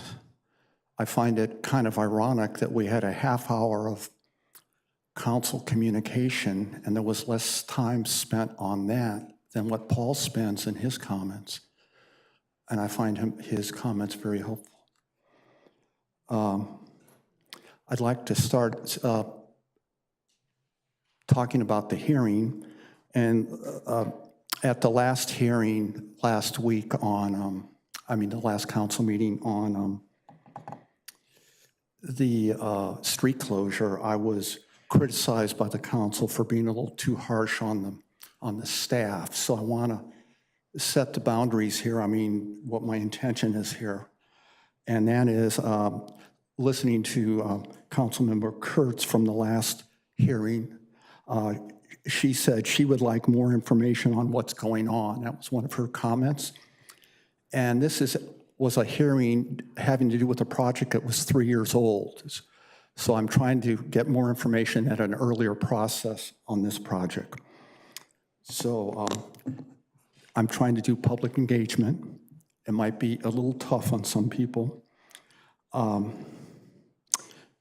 We need more than one-way anecdotes in council communication when dealing with homeless and affordable housing. And we need public engagement, and we really need to address affordable housing, for example, in a serious way. And I like Vern's idea on AB 1482. That seems like a good step, interim step, as we engage in longer projects like this. Because these problems the city is facing now are ongoing and immediate right now. They're growing. They need action now. It might not be perfect, but in the right direction. And then we need good longer-term projects. We should be able to do both.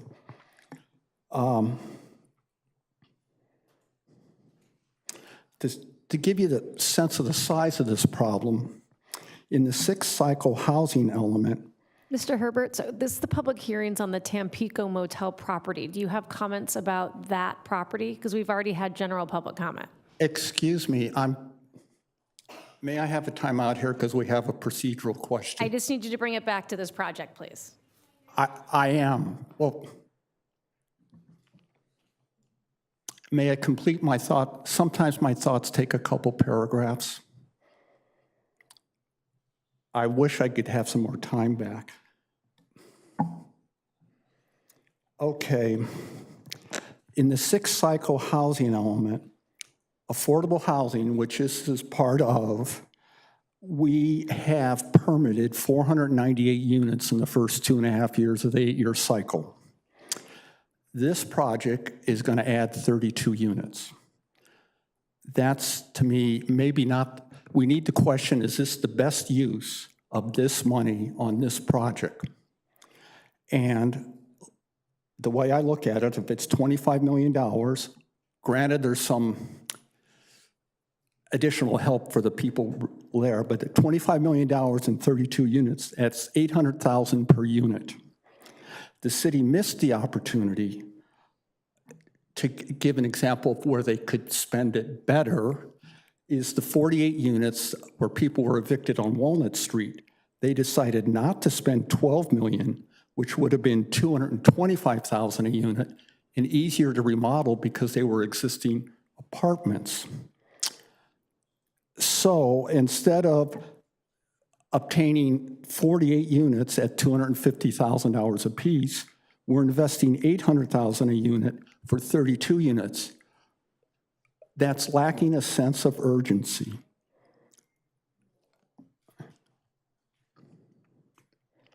And the city is in debt, as we've learned in the proposed budget.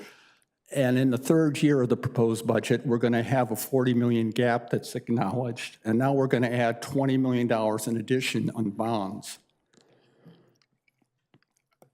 Boy, in terms of public engagements on this, it's very difficult when one's interrupted. This is a complicated issue. I've spent a lot of time trying to learn about this. And I'll be able to continue some of these same themes in the next hearing. Again, it'll be comparing and contrasting, so it might take longer than a sentence or a soundbite to get my thoughts across. And Mayor and City Council, that concludes our in-person comments on this public hearing, and noting for the record, we didn't receive any electronic comments. Thank you. So I'd like to close the public hearing. Do we have any further comments or questions by council? I'll start with Councilmember Fessel. Thank you, Madam Mayor. I'm very aware of this corner. At one time, this motel had the highest call for service in the city. The adjoining community of Ward Terrace, I called it under siege. Those residents had a really, really rough time. I thank our housing authority and the whole team for thinking outside the box to acquire this property, and our state senator for his willingness to put the funding into this. I'm well aware of the great job that Jamboree has done in Anaheim over the years. They've been an Anaheim partner for a long, long, long, long time. As far as transitional age youth, there is Covenant House, also in District 5, incidentally, that by all that I'm able to learn is doing a really good job. And although the adjoining community was a little skeptical, I understand that they are well embraced by the neighbors now, and I expect that to be the case for the Tampico. I'm very happy that the Tampico is going to be completely rebuilt, probably like you did on North Harbor at the 91 freeway. Basically take it down to the studs and completely rebuild it, because that building, the Tampico, is going to need a lot of attention. I think the funding methodology that has been discussed here, kind of the ladder of funding, is a great example of why later tonight we're going to take action on a housing trust. And having sat on the county's housing trust for a few years, I understand how important a housing trust is to handle those gap pieces of funding. There's going to be a number of financial entities involved in this, as there always are in these types of affordable projects. So I understand the complexity. And I'm just, again, as always, very impressed with the involvement of our staff and the talents of our staff to put these together, because these projects are not easy. Madam Mayor, when we get to it, since this is in my district, I'll go ahead and make the motion, but I'll be happy to hear anything that any of my colleagues have to say. Thank you. Thank you, Councilmember. Councilmember Diaz? May we ask to have the rendering placed up? It's a preliminary concept, but I think it's worth sharing.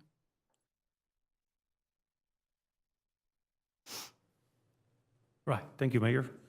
I was hoping that Councilmember Fessel would move this item forward. I was waiting for him because this is a dream for him. District 1, we have a Buena Esperanza in La Palma, which is happened also to be, was constructed, it's managed by Jamboree. Excellent project. We need more of this in the city. This is awesome. Amazing. The area completely changed just by transforming, used to be a Motel 6, right? And now it's Buena Esperanza. The Tampico Motel was a rundown place. We bought it with help from the state.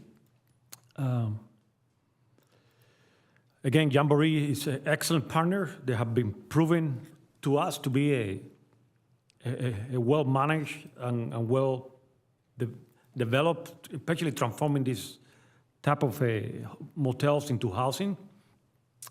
About the loan, it's very, very necessary. It's easy to lose track of how expensive construction is these days and how hard it is to get construction loans. Very hard, very hard. It's easy to talk about affordable housing when it's really understood how expensive build a housing is. Very expensive, from the land to the labor to the construction, very expensive, almost impossible to provide affordable housing. So this is, the loan is completely necessary. And I would like to second this item. I'm excited, and I think we need more of this in the city. Thank you, Madam Mayor. Thank you, Councilmember. We have a motion and a second. I just wanted to say thanks to Grace and her team for all the hard work. It doesn't seem like it was that long ago that we were at this property with drywall hammers, taking that initial first step to get this moving forward. And I think the fact that we're targeting such a vulnerable population in our community that really doesn't get the resources that they need and deserve makes me even more proud that Anaheim, again, is really being a leader in this area. And I think it really shows the beauty of how our city is so, so successful in building strong partnerships, not just partnerships with our affordable housing developers like Jamboree Housing, but as well as our state partners, our federal grants that I know you go out for a lot, as well as our regional partners like CalOptima. It really does take a village to move these properties and these projects forward. So thank you to all the hard work on the team. So if there's no further comments, we have a motion and a second. So please vote. A resolution of the Governing Board of the Anaheim Housing Authority approving the preliminary funding award letter and ground lease option agreement in substantial form for the Tampico Motel conversion affordable rental housing development located at 120 South State College Boulevard between the Anaheim Housing Authority and Jamboree Housing Corporation, approving a cooperation agreement between the Anaheim Housing Authority and the City of Anaheim, authorizing the executive director or her designee to execute the administer the preliminary funding award letter on behalf of the authority, authorizing the executive director or her designee to enter into subsequent agreements necessary to implement the project, provided that such agreements do not materially increase or extend the assistance provided by the Housing Authority under the preliminary funding award letter, and making certain other findings in connection therewith. A resolution of the Governing Board of the Anaheim Housing Authority regarding its intention to issue tax-exempt obligations for the Tampico Motel conversion. And the vote is 7 ayes, no nays. Motion carries. Thank you, colleagues. Thank you. This will be the first transitional age permanent supportive housing in the county, so we thank you. It's something we've really wanted to do for some time. So without objection, we'll adjourn the Housing Authority and reconvene the City Council to address the City Council consent calendar. Items 3 through 21 are before us. Do any of my colleagues wish to remove an item for further discussion? Mayor Pro Tem? Thank you. I'd like to remove items 10, 12, and 20. Thank you very much. Are there any other items that council colleagues would wish to pull? If not, may I get a motion to move the remainder? So moved. Second. We have a motion and a second. Please vote. The consent calendar included adoption of 2 ordinances, ordinance number 6586, an ordinance of the City Council of the City of Anaheim, approving and adopting an amendment to the Mountain Park Pacific Plan number 90-4, amendment to the number 4 of the Mountain Park Specific Plan. Ordinance number 6587, amending Chapter 18.112, Mountain Park Specific Plan number 90-4, zoning and development standards of Title 18 of the Anaheim Municipal Code.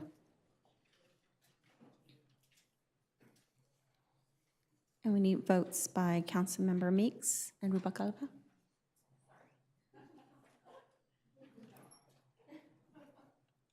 And the vote is 7 ayes, no nays. Motion carries.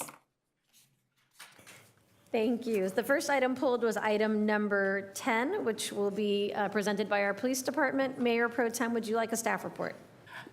No, I have one question. I understand the need for the school resource officers. I really admire the school districts and the schools that are reaching out for assistance. I just want to make sure that we still have the patrol officers we need on the street. And so if you could address that issue, please. Well, good evening, Mayor and Mayor Pro Tem and members of City Council. Rick Armendariz, Chief. To answer that question, yes, we will. And in fact, this will actually help our officers on the streets because it will help mitigate those calls for service on campus. And just to give you an idea of what I mean, let me go back to the stats. So despite the geographical location of the school in District 6, El Rancho calls for service during the academic year last year, which was 2023-2024, were about 177, which made it the 4th highest calls for service out of the 7 junior high schools. So if you just look at the junior high schools, it was one of the 4 top for calls for service. So having a school resource officer on campus, we believe will help mitigate that, help reduce the need for patrol officers to be pulled from their beats to respond to school issues on that campus. So we believe it'll be a force multiplier. Thank you. That answers my question. One more comment. Councilmember Rubalcaba?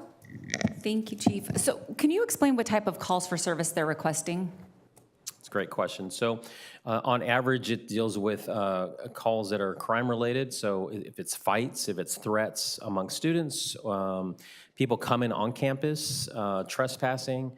There's obviously calls for service related to traffic-related calls for service, whether it's speeding or those type of incidents. So it's calls related where if we did not have that school resource officer dedicated there, other police officers would have to respond to those kind of calls for service. So it does not deal with anything as far as rules being violated for attendance and that. It's specifically crime-related calls.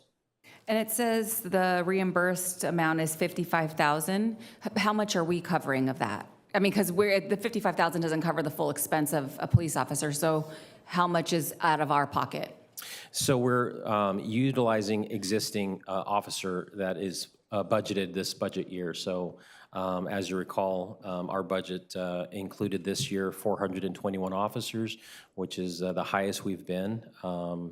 in the last several years, well, ever in our history. So what we're doing now is, as these officers are coming out of training, we're being strategic as far as where we're putting them to maximize areas that we feel are responsible. Quality of life calls as an example, homelessness, gang violence, youth is a big one, and we're using existing resources. So it's a full-time officer that would be handling these calls anyways. We're actually getting reimbursed that amount, $55,000, for services that we would be providing anyways. So I mean, I'm not, I have a little bit of an issue with this one, even though I've been an advocate for others. I know, for example, we had Sycamore Junior High that has I think it's the highest population of gangs in our city. This school doesn't seem to have those types of issues. So would it make sense to just have our police officers patrolling that area more frequently instead of being dedicated to a school? That's a good question. So one of the things that's unique about this school, this junior high school, it's the only junior high school in District 6 in the Anaheim Hills area. So it's about 1,100 students. A lot of the issues that we're dealing with in Anaheim Hills, as an example, e-bikes, from what we're learning in the contacts and the prevention and intervention that we're doing, is a lot of those youth that are involved in that actually attend this school. So we believe that having an officer present, building relationships, making those connections with parents and youth would actually be a great way to deter a lot of issues that are arising and actually prevent issues that are there. And as I mentioned earlier, our assessment is that unfortunately it is one of the top 4 junior high schools in the city of Anaheim for calls for service, for police-related calls for service. But different issues than we have here in the district related to public safety? Different in the sense that because it's a more active community in terms of reporting issues. I think that as far as reporting issues, I mean, there are certain requirements that they're required to. So all schools have certain standards and requirements. So when it comes to fights, assaults, threats, those kind of things, it's something that all schools adhere to those type of calls for service. How many school resource officers do we have dedicated to the districts that are down here? In 3, 4, 5, 2, 1? Another great question. So just to give you a breakdown of our school resource program. So it starts off with, we have a sergeant, and that's the sergeant sitting next to me, Sergeant Bob Conklin, that oversees our school resource program. We have a officer assigned to our SMART program, which is a school mobile assessment and resource team. I want to mention this because it's a highlight. Anytime there's threats that come on, whether it's on social media, threats that are on campus, statements made by youth on social media, we actually have a dedicated investigator that looks through all those and does the threat assessment for those. And then specifically when it comes to school resource officers, Anaheim Union High School District, which we have, this will be the second year with the MOU and agreement with them. There are currently 7 high schools. We have 6 junior high schools. We have, just had that number, I apologize. Here it is. Anaheim Union High School District is 13 schools, 7 high schools, 6 junior high schools, which a total of 1,600 students, and we have 7 school resource officers dedicated. That's a cost sharing between the City of Anaheim Police Department, and the Anaheim Union High School District. We have an agreement with Placentia Yorba Linda High School District. It's one high school. It's a high school here in our city, Esperanza High School. That is 1,400 students. And there is 1 school resource officer dedicated there. And with the consideration for tonight, we will be able to have 1 junior high school, that being El Rancho, covered by a school resource officer, which covers 1,100 students. So we have 7 school resource officers dedicated to 13 plus schools in the other districts, and then we're going to have 1 dedicated to 1 school? Correct. Seems a little inequitable. So the Orange, is this Orange Unified or Anaheim? This is Orange Unified, but the school is in our city. Thank you. Mm-hmm. Thank you, Councilmember Meeks, and then Councilmember Diaz. So of the other middle schools or junior highs within the city, You have resource officers at most of those, right? Correct? Correct. We have 7 school resource officers at Anaheim Union High School, which covers 13 schools, 7 high schools, and 6 junior high schools. Okay, and that partnership with the Anaheim Union to not have one-to-one, like one for every school, and those resource officers share that, that's an agreement you have with the school, not necessarily your decision to how many police officers you should have at each school. Correct. I'm sorry, I didn't mean to cut you off. Oh, no, that's okay. You are right. I was rambling. That is correct. That's an agreement that they requested for us to be able to provide that service, and then they compensate with the shared costs. Yes. I mean, I think it's important to have these resource officers, especially at the middle school. That is an age where you can build relationships, can divert some behavior, when they're still kind of making choices on what paths they're going to follow. So I very much support this. El Rancho is basically the only middle school in District 6. It serves the entire district. So it's a large school, and it has problems just like other middle schools. Maybe not just like, but certainly issues that can be helped, and students that can be served by a resource officer there. So I'm going to support this, and I'll make a motion to approve it. Can I just add something? I'd be remiss if I didn't mention this, and it's also in the staff report. This officer that will be dedicated to El Rancho, if it's approved tonight, although a portion of the time will be spent on campus, majority of the time, this officer is actually going to be assigned to work with our youth program and our youth and gang violence strategies that we're working on. That's citywide. So this officer is going to be supporting a position that this council recently approved, our youth coordinator, and they're going to be working on intervention prevention in regards to youth and gang violence. So it's going to be a dual role that this officer is going to be playing, in addition to helping out at El Rancho School. Will be facilitating a need with that. Thank you. Councilmember Diaz? Thank you, Mayor. This is a good idea. It's 2 ways to deal with crime. One is reactive.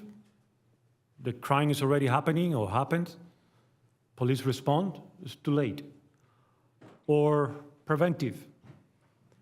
Is crime happening, it's like a triangle.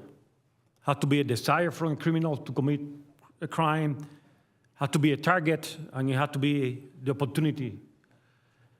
Is this officer will be working and educating students and the community around the schools how to prevent crime. So this is what we're looking for. This is the ultimate crime prevention tool that we can use, especially when they are young and they are vulnerable. This is what we want. This is really what we want in society. Prevent crime, prevent the young kids from getting there. So this is ideal. This is what we want. I support this. Thank you. Thank you. Councilmember Rubalcaba, did you have another comment? Yeah, I do. So Chief, I don't think you answered my question related to the cost for you mentioned that this is already an existing position because we have 421 sworn police officers and they're covering 55,000, but I know the cost per police officer is upwards of 100,000. So can you explain that? Yeah, so it's going to be about quarter of the cost for the officer, a little more, about 30% of the cost for the officer. And the officer is not going to be dedicated there full time. It's going to be half or a quarter or as needed. And I mentioned earlier, really the majority of the other time, this officer is going to be working with our youth coordinator to be focused on our youth and gang intervention strategies that we're working on. That's citywide. When will we be able to see your plan for the youth gang intervention? I was hoping on having a follow-up meeting with yourself and the mayor and be able to discuss some of those and be able to present that to council in the future. When? I mean, we've been working on it for a few months now. Yeah, there's part of it is obviously with a budget. Now that this council approved that youth coordinator, that was a big factor in it. So that was a portion of it. In addition to that, there were some nonprofits that we're working with as far as looking at some funding sources on bringing a few nonprofits to the city that can help with the program. So it's definitely something that we've been working on, things that are already taking place, but I can definitely provide that update sometime next month. Yeah, so I am not going to support, and I'm going to vote no on this item, not because I don't support school resource officers, because you know that I have been the biggest advocate. I just think that we're not recovering our expenses, and I know that we've been able to negotiate things with the Anaheim Unified High School District, where they're paying 50% of the cost for those police officers, which is what we could spare. I just think that having this expense being reimbursed at this rate is not sufficient for the taxpayers of Anaheim. I do agree that it's important to have these types of resources in the schools. I'm concerned that you have somebody dedicated to the school there. I mean, and you kind of said something conflicting. You said they're going to be there full time, but then they're not going to be there full time because they're going to be working on the gang prevention initiative. But that's not where the gangs are located. So that does concern me that we are dividing up an individual's time to support a school that doesn't have the gang challenges that we do in District 3 and some of the other surrounding districts. So I just, that is a concern. So I will be voting no on this initiative, but not because I don't support school resource officers. I don't think we're reimbursing the taxpayers enough to service this school. Okay. Can I just do a follow-up on that, if I may, Mayor?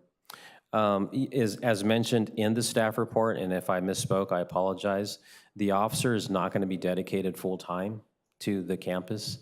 As mentioned in the staff report, it's going to be about half, which is a little over, the cost reimbursement is about 30%.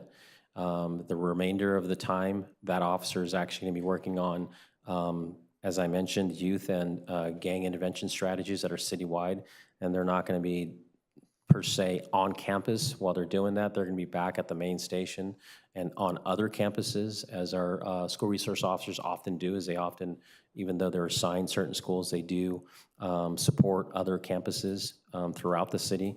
So if I misspoke, I apologize. That's not a full-time officer that's going to be there. You mentioned the other school officers. You are absolutely correct. They do pay for half, and we provide the other half, and that provides full officers at the other campuses.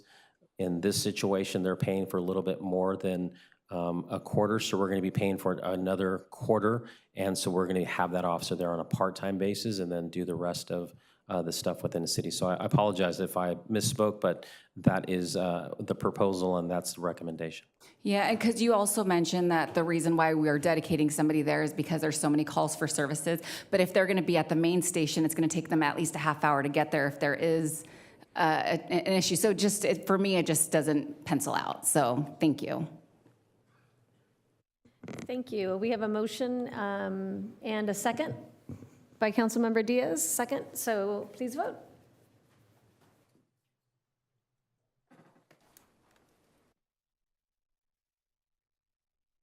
The vote is 6 ayes, 1 nay, nay by Councilmember Rubalcaba.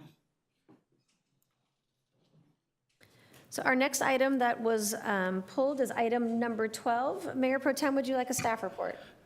No, I just have a question. We'll have a quick transition. Yes.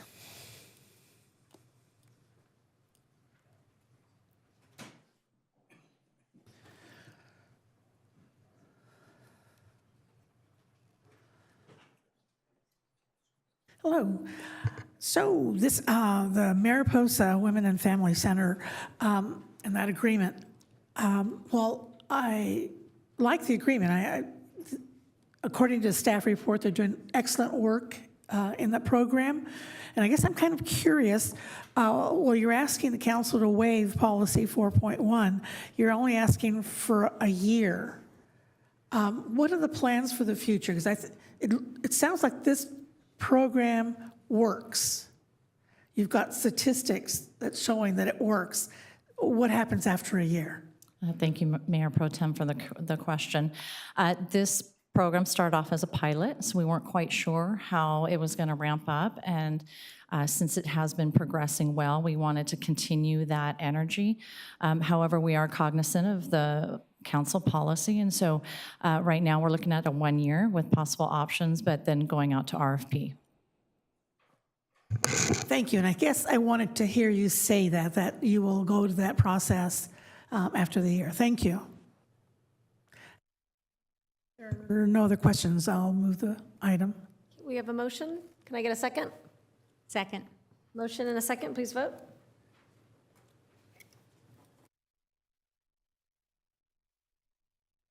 The vote is 7 ayes, no nays. Motion carries.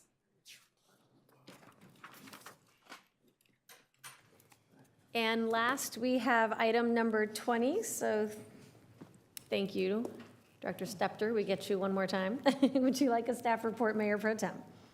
No, I just have some comments. First of all, thank you for finally bringing it forward. As many of you and my colleagues know, I've been passionate about bringing services to our senior population, about discussions for a senior center in Anaheim. And that's been my passion from day one. But in the year and a half that I've been on council, and after countless meetings with residents, with nonprofit organizations, with neighborhood organizations, and even businesses, I've come to become just as passionate about housing in our city and the need for housing as I am about providing services to our seniors. And while housing is an extremely complex subject, a housing trust will enable our city to address some of those very complex issues, whether it be safety net, vouchers, first-time home buyer programs, additional housing stock, whatever it is, and whatever we're going to add to in future discussions and meetings. I am so very proud to be able to vote to establish a housing trust here in Anaheim that's going to enable us to really move the needle on some housing issues that we have here in Anaheim. So thank you very much. I know it's been a tremendous amount of work. It is something that is, I think, sorely needed in our city. And I am very proud to be able to vote yes on that. Thank you. Thank you, Mayor Pro Tem. Can you give us an idea, just kind of an overview of the timeline? I know this is the ordinance is kind of the first step to get the ball rolling. Do you have an idea of what are the next steps and when we'll have some of those next steps brought before us? Certainly, as contained in the staff report, the purpose of the staff report tonight is really to establish the vehicle of the Housing Trust Fund. We already have pledged, thanks to your leadership, the $30 million that was the result of the Disney Forward negotiations. We also secured $1 million through our Pearl Housing Grant, which was an award from the U.S. Department of Housing and Urban Development. We believe that the HUD money will probably be the first money in. We expect that in the next 30 to 60 days. It's about $1 million, so it'll help us to plan forward. We hope to be back with you before the first deposit of the Disney Forward money, which is the $15 million that really is what's going to give us, some real money to start planning how to spend that money. As we itemized in the staff report, our goal is really to come back with a plan, we're calling it a strategic plan, that really will give you the opportunity to formally bless or further define the buckets that we will be investing in. We've already received some direction from council in that you want to see us impact eviction prevention. We've heard loud and clear you want us to operate in the space of home ownership. And we also would like to recommend that we be involved with housing production. So those are the things that we would be bringing forth in terms of the types of things that the trust fund would be engaged in, the types of things that the plan would be itemizing would be things like at what income levels we would want to engage with our funds.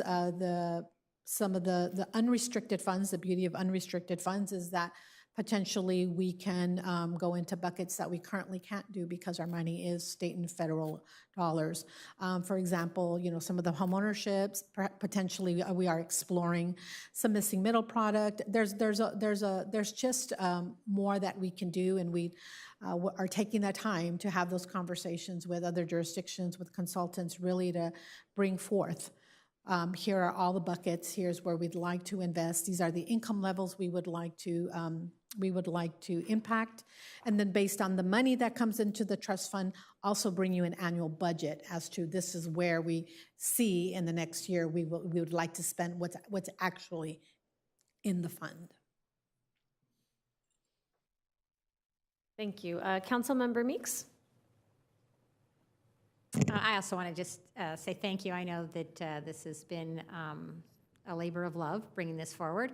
And we are all very supportive, I think, of this. I think it gives us more local control and does allow us to allocate these funds in ways that meet the priorities of the council.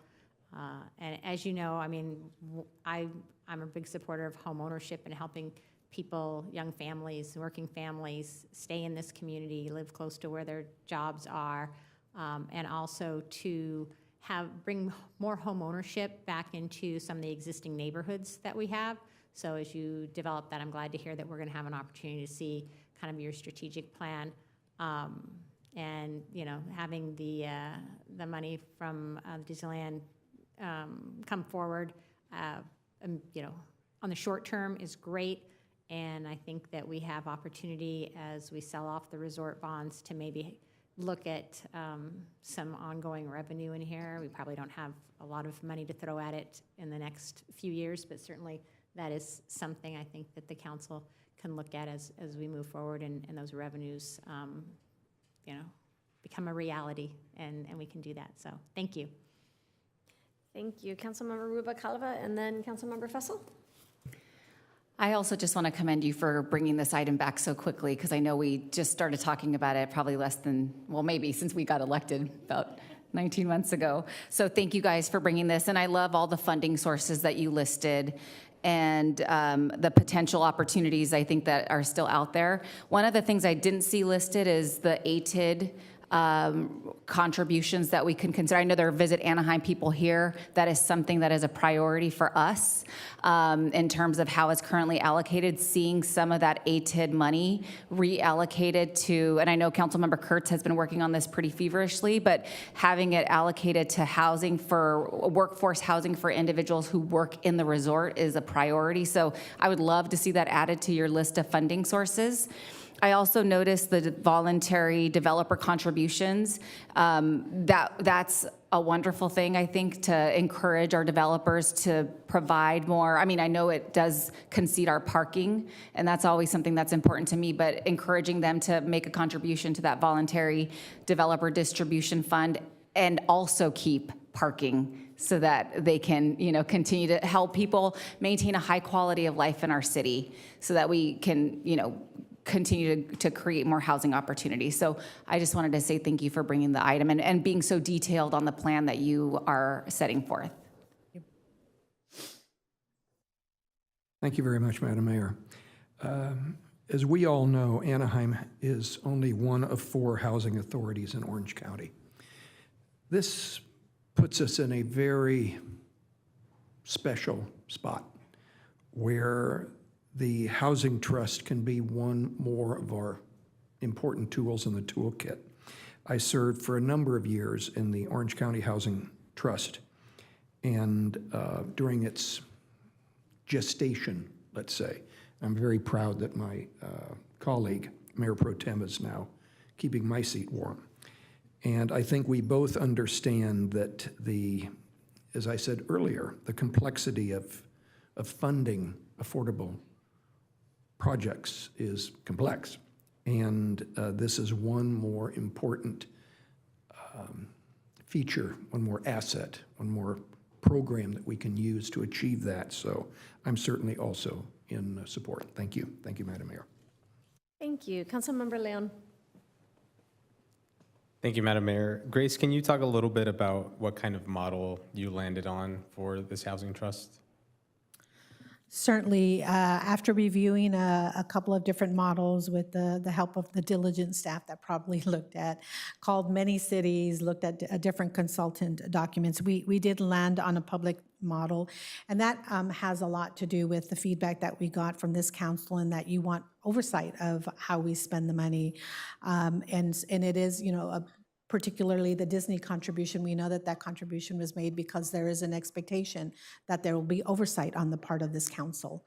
So when we looked at different models in terms of who the oversight bodies are, if you go to like a 501c3, it doesn't necessarily have to be this council. It could be somebody that you appoint, or it could be other community members. But I think at least in this, to borrow Councilman Fessel's words, while we're creating this and in its infancy, I think it's important that the city council be the driver of policy, and therefore a public model made the most sense, at least at this early stage. If future councils decided, it operates, it would be best as a different model. I'm sure we, staff at that time can explore, but we just think right now, as we're beginning, and there's so much that the council involvement and passion to get this going, it just made the most sense. I appreciate that. And so I really want to highlight something that you said that's also in your staff report, that because this is a public model, the council is going to serve as the oversight for whatever funds are received inside of this trust, and so that there are no funds that are going to be expended without prior approval, without having it be a part of an agenda where the public is able to come in and give feedback. And it's another way of creating another check and balance, basically, correct? That's correct. Ideally, what we would do, because we are recommending that the Housing and Community Development Department serve as the administrators, we would come back on an annual basis once we know what's in the trust and really outline, we have these projects in the pipeline or these programs that we're really looking to impact, and present it much like we do our department budget. And if things happen mid-year that require a change in budget, then we would come back. I definitely appreciate that. I like the fact that you're going to be coming to us annually, basically giving us an update. Here's what we have, here's how we've spent it, here's some potential additional future opportunities that we're looking at. So I'll also echo my colleagues in just saying thank you, Grace, to you, the entire housing team, for your ongoing creativity. I think it's fair to say sometimes to ensure that projects are moving forward, that we're providing opportunities for our community, and that we're really trying to help our residents. So I appreciate that, and I will be supportive of this. Thank you. Thank you. So I know Mayor Pro Tem made a motion. Do we have a second? I'll second. Okay, we have a second. Please vote. I'm sorry, Mayor, was that by the I'll second? let them fight over it. Carlos seconded it. All right.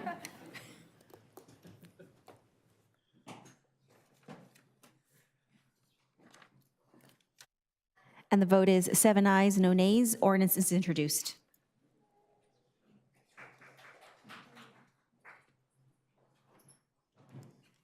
Okay, item 22 are appointments of Tina Riley and Rhonda Richardson to the Anaheim Tourism Improvement District Advisory Board.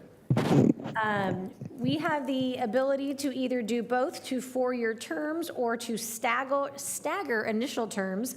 Unless there is issue with council colleagues, are we comfortable with making a motion to just appoint both of them to 4-year terms? If so, would somebody like to make that motion? I'll make it. I'll second. Okay. We're going to keep the math easy. So we have a motion by Councilmember Fessel, seconded by Councilmember Meeks, to appoint them both to 4-year terms. Please vote.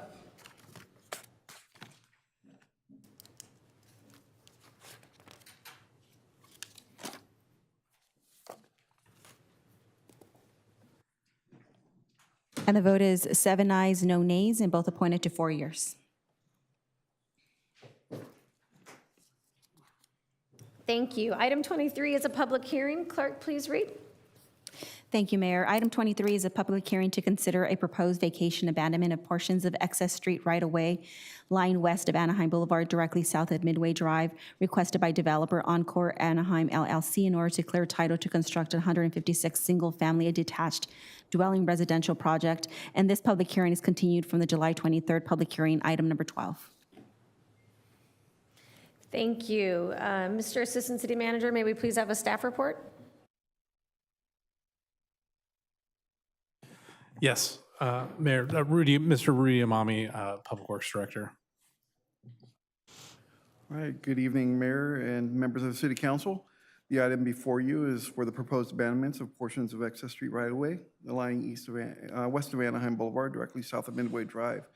This item was continued from the July 23rd, 24 council meeting, and this evening I plan to address some of the questions and provide some clarifications and concerns raised at the July 23rd meeting. As a reminder, this abandonment has been requested by the developer, Encore Anaheim, in order to clear title to construct a 156 single-family attached dwelling unit residential project. One of the items requested at the last meeting was to have the developer present to answer questions council had about the project. We do have the developer present this evening and available to address the council at the end of this presentation. Another concern we heard was in regards to access to and from the Golden Skies Mobile Home Park south of the project. The Mira Flores project will provide both pedestrian and vehicular access from Midway Drive to Midway Drive and Anaheim Boulevard through the site. This graphic illustrates the available routes.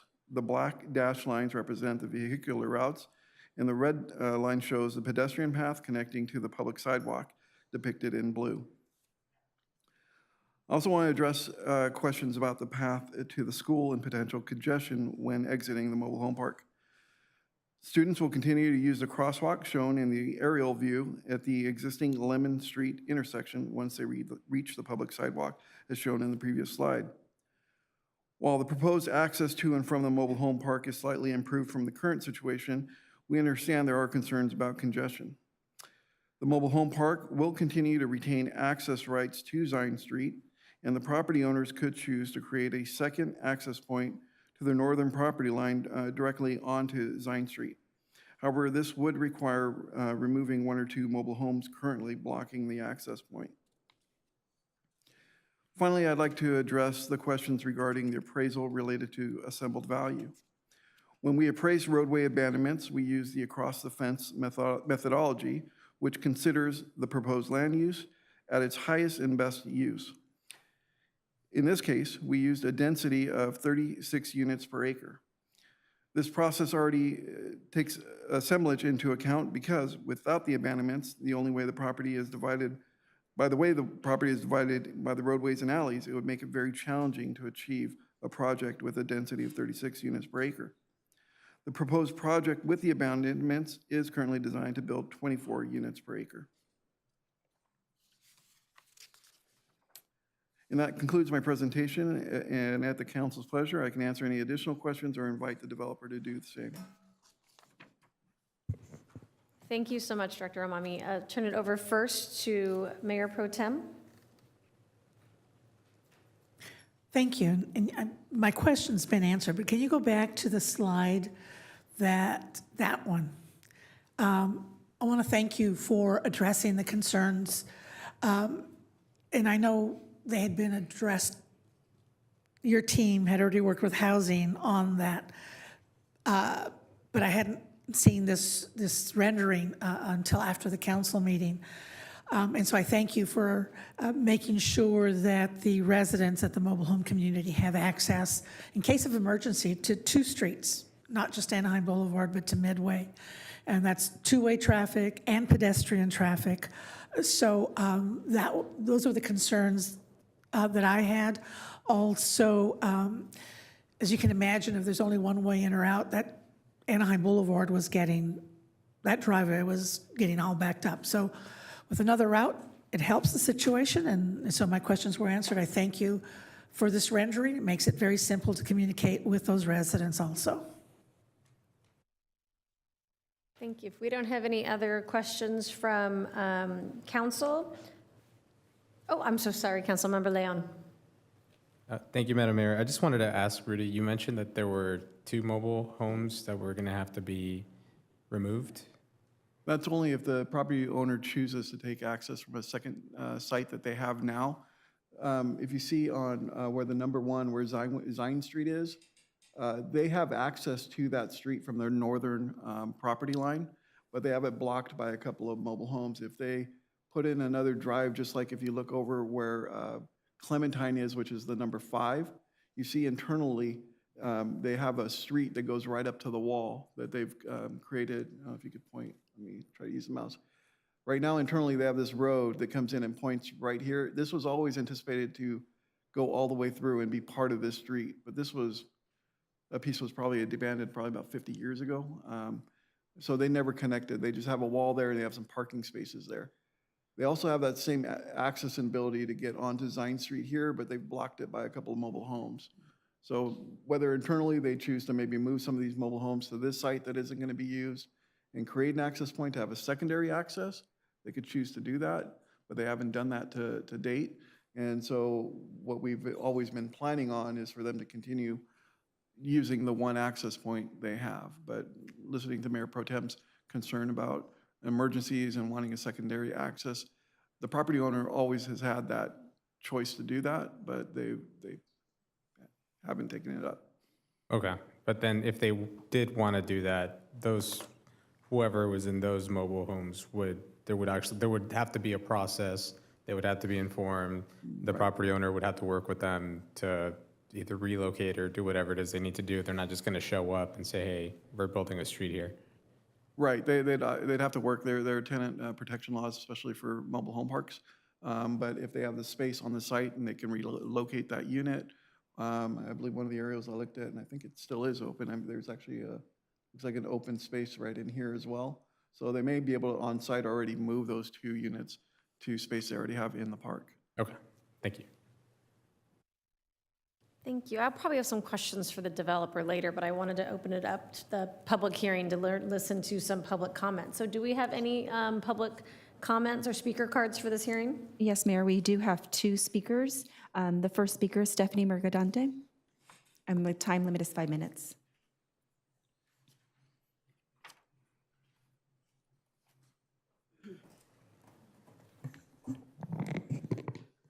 Good evening, members of City Council. At our last meeting, the mayor raised several critical questions and made multiple statements about the appraisal process for the abandonment of public street segments and alleys. I'd like to highlight a few of her pointed inquiries and comments directed at city staff. Are we assessing each alley and street independently or just using overall square feet? Do we do an analysis of what the whole parcel will be worth without it being divided by city streets?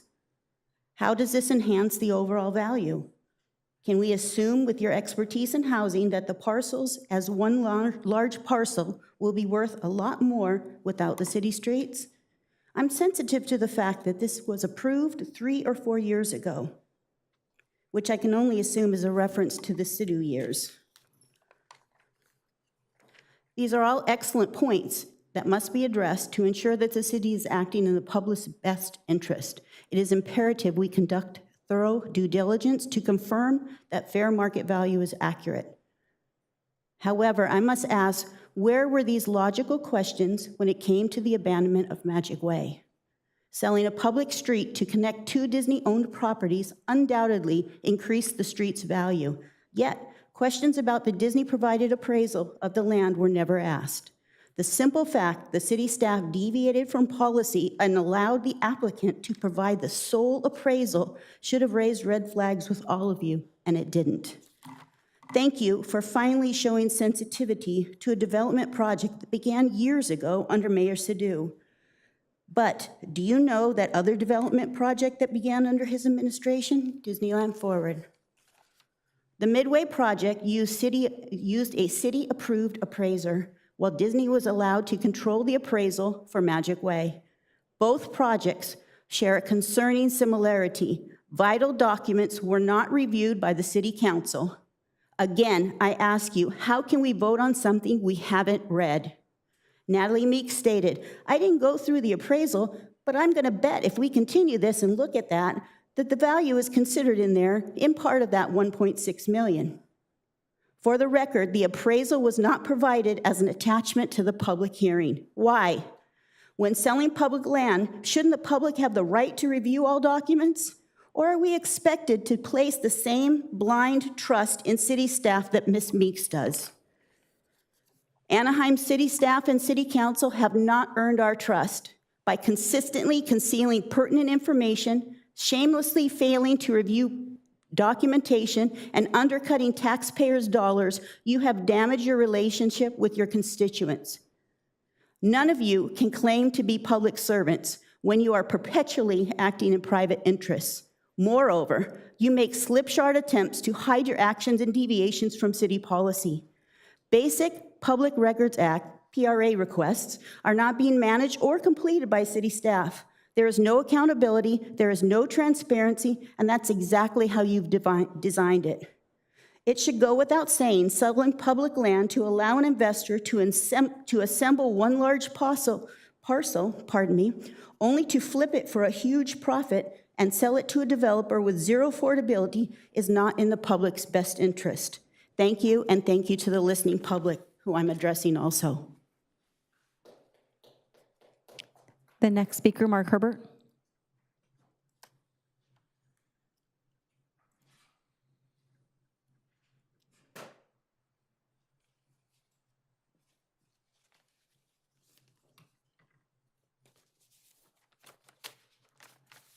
I'd like to submit these to public record.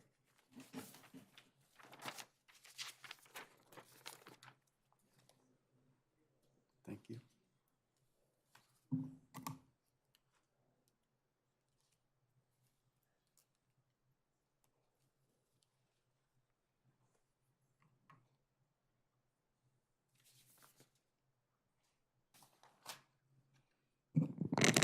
Mark Herbert, AnaheimGrease.com.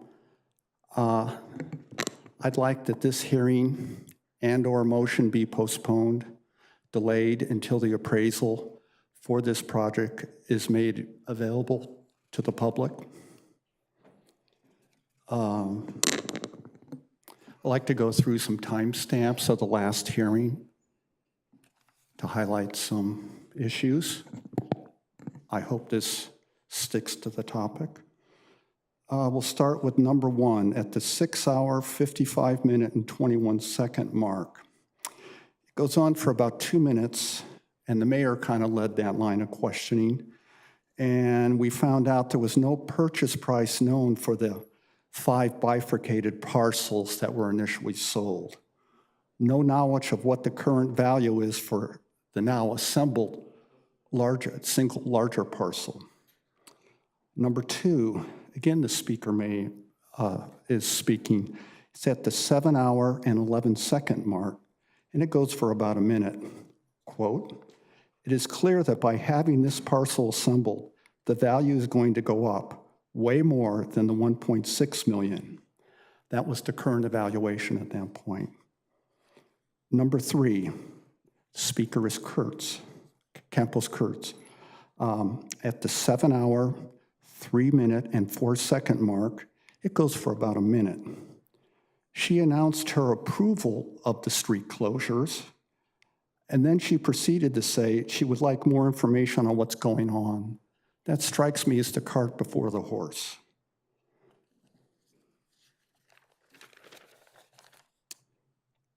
Going on, number 4, at the 7-hour, 5-minute, and 3-second mark, it goes on for about 1.5 minutes.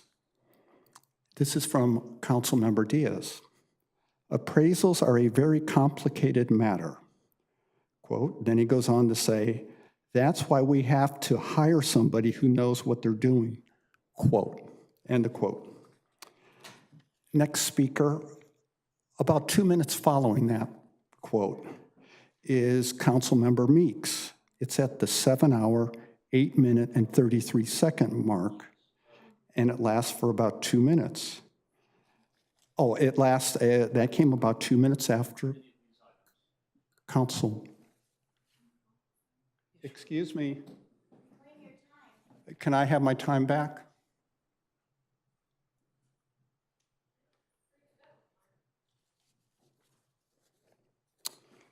Okay, let's go to Councilmember Meeks again. Her quote, she assures us that this is a routine process. Quote, these things are typically very routine. This has been to the Planning Commission, it's been to the City Council as a project, end quote. She informs us then it has already been approved.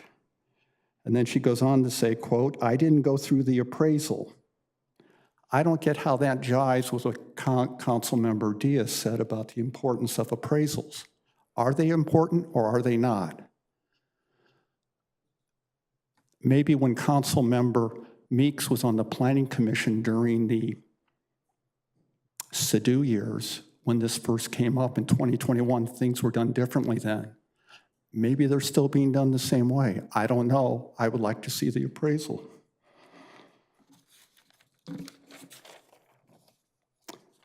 Number 6, the mayor speaks again at the 7-hour, 12-minute and 38-second mark for about a minute. And she discusses about how this property, now that it's assembled, could be flipped. She was concerned about that.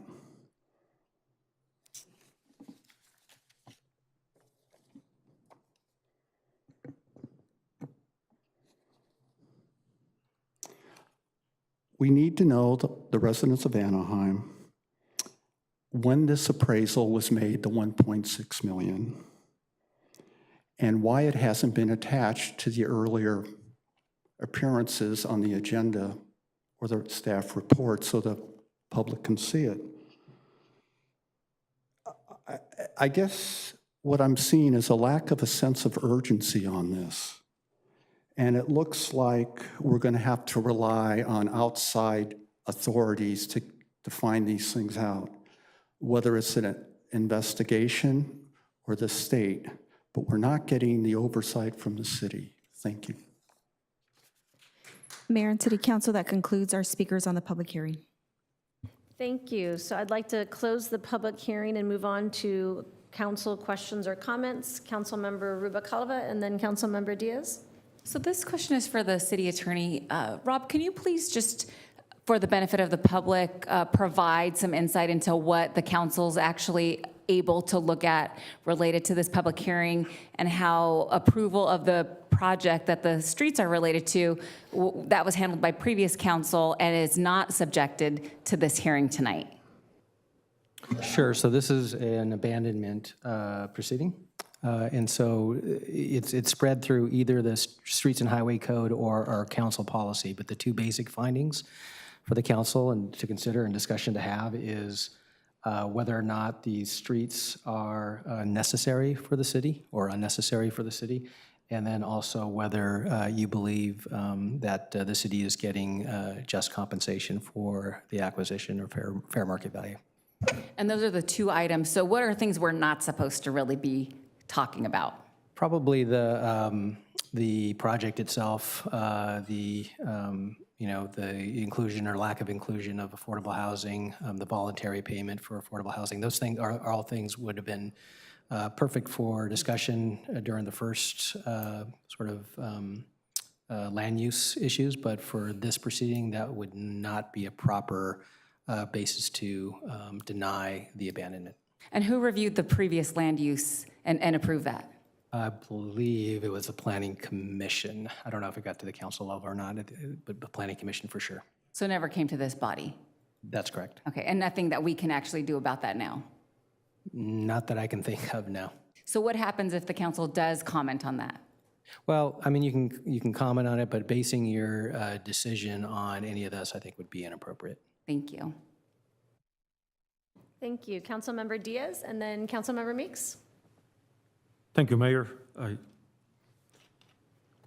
right, 156 single-family attached homes. That means that the possibility of 156 families will be living there, enjoying a home. The city won't have to maintain the streets, nor the city will have the liability anymore of those streets.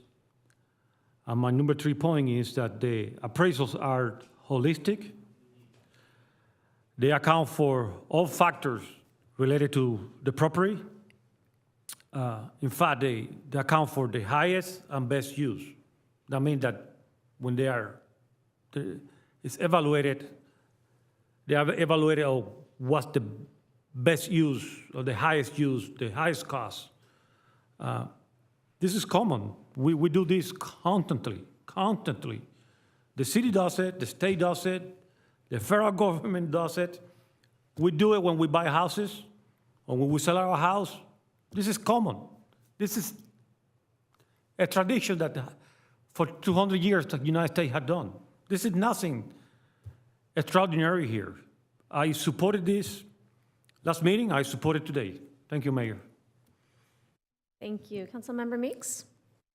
Yes, I would like to just clarify that staff did come back and discuss the appraisal and the basis for the appraisal, and did confirm that the value was looked at as an assemblage, as this is the amount of property there is now, this is the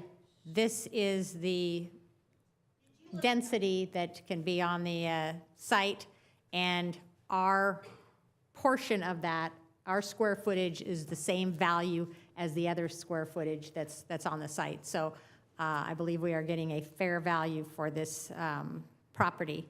The other point I wanted to make, or just throw out to my council colleagues, is I understand that this council may have a more of a priority of going to some of our housing, like our housing trust fund that we just adopted today, and that I understand there's a balance of needs in the city with our resources, but maybe we can ask the city manager to allocate 50% of this money to go right into our housing trust fund as part of our action, so that we can kind of meet both needs. And we can't go backwards now on the developer, but certainly we're getting money from this development in the form of this street abandonment, and maybe we can allocate some of that to our housing trust fund. So I will. If that's a motion, I'll second that. I don't know if it can be a motion. Can we make a motion on that? Or, does that be part of our motion to how to allocate the money, or does it need to be a motion? It's a good idea. Well, yeah, while we're deciding, I wanted to ask, is there a reason that we didn't have the appraisal attached to the staff report as we're going through this process? And maybe the city attorney could help me out on this, but the appraisals are typically part of our negotiations, and we, on all land deals, we don't make the appraisals public. So there's a public policy reason behind not doing that.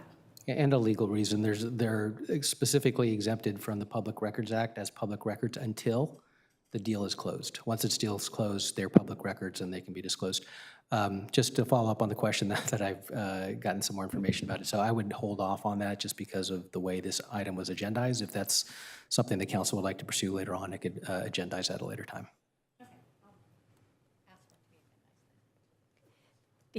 Thank you. And then we did use an MAI certified appraiser to do this, and then I'm assuming your team with your expertise was able to review it and look at the individual value of each of the roadways that we're abandoning.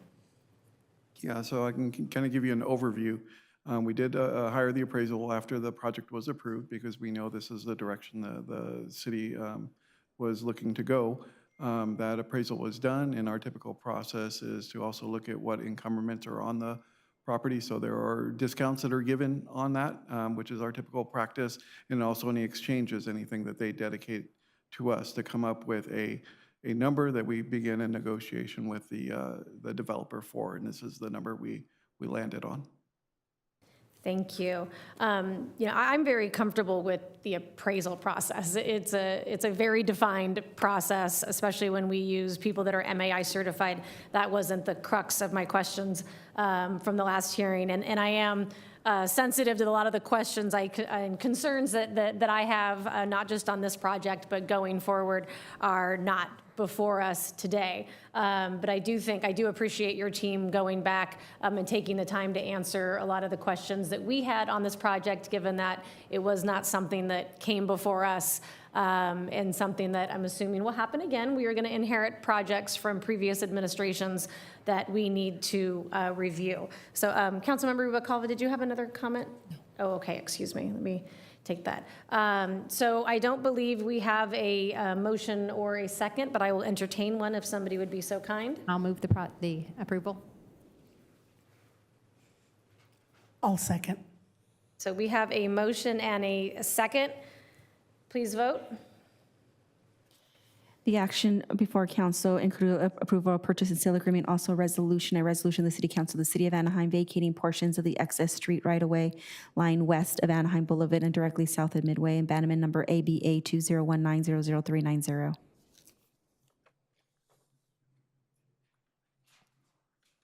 And the vote is 7 ayes, no nays, motion carries. Mr. City Attorney, do we have anything to report on closed session? Just that item 1 related to potential litigation stemming from item 23 of today's agenda. Otherwise, nothing further to report. Okay, and we don't have any items left under our non-agenda public comments, Madam Clerk, correct? That's correct, Mayor. So I'm going to go to the future agenda requests by council members. Councilmember Meeks. I will ask that we agendize allocation of $800,000 to the Housing Trust Fund from the revenue from abandoning these properties. Thank you. Councilmember Rubalcaba. Yeah, I would just like to request that we get an update on, and I think this is something I requested, but I haven't seen it yet, some of the parking lots in the area, including the Target parking lot off of Euclid in District 2, across the street from District 3. And then I know during the Tampico discussion, we talked about some of the public sidewalks that are still impacted. I just would like to hear what the strategy is for taking care of that issue. Many of my constituents are very concerned about that. I also would like an update or just to get some clarity on when the no-cause evictions policy that I requested would come back to council for review and discussion. And then also, if it's possible to work with the with Mike Lister and the communications team to have an overview on Chicano Heritage Month. I didn't realize that Rosemary was going to be here to receive that proclamation today, and it would be great to have just some sort of an update or an overview on some of the art in the city and the initiatives that we're doing to recognize that community at the next council meeting. Thank you. Thank you. Mayor Pro Tem. Oh, okay. Well, I was also going to mention an update on our no-cause evictions and also just a status on our Tesla vehicles and what's going on with those. As I've seen a couple around the city, and I've actually seen a couple being charged at Tesla charging stations. Thank you. Thank you. Councilmember Diaz. Thank you, Madam Mayor. I would like an update on our policy related to the homeless in the park. How update on our policy related to how we deal with the homeless that are basically occupying the parks. Thank you. Okay, thank you, Councilmember Diaz. So with no further business before the council, I'd like to adjourn this meeting in the memory of former Commissioner Anaheim resident Larry Larson, Greg Palmer, Sergeant with our Anaheim Police Department, former Sergeant, as well as Jack Passarello. Thank you, everyone. See you August 20th.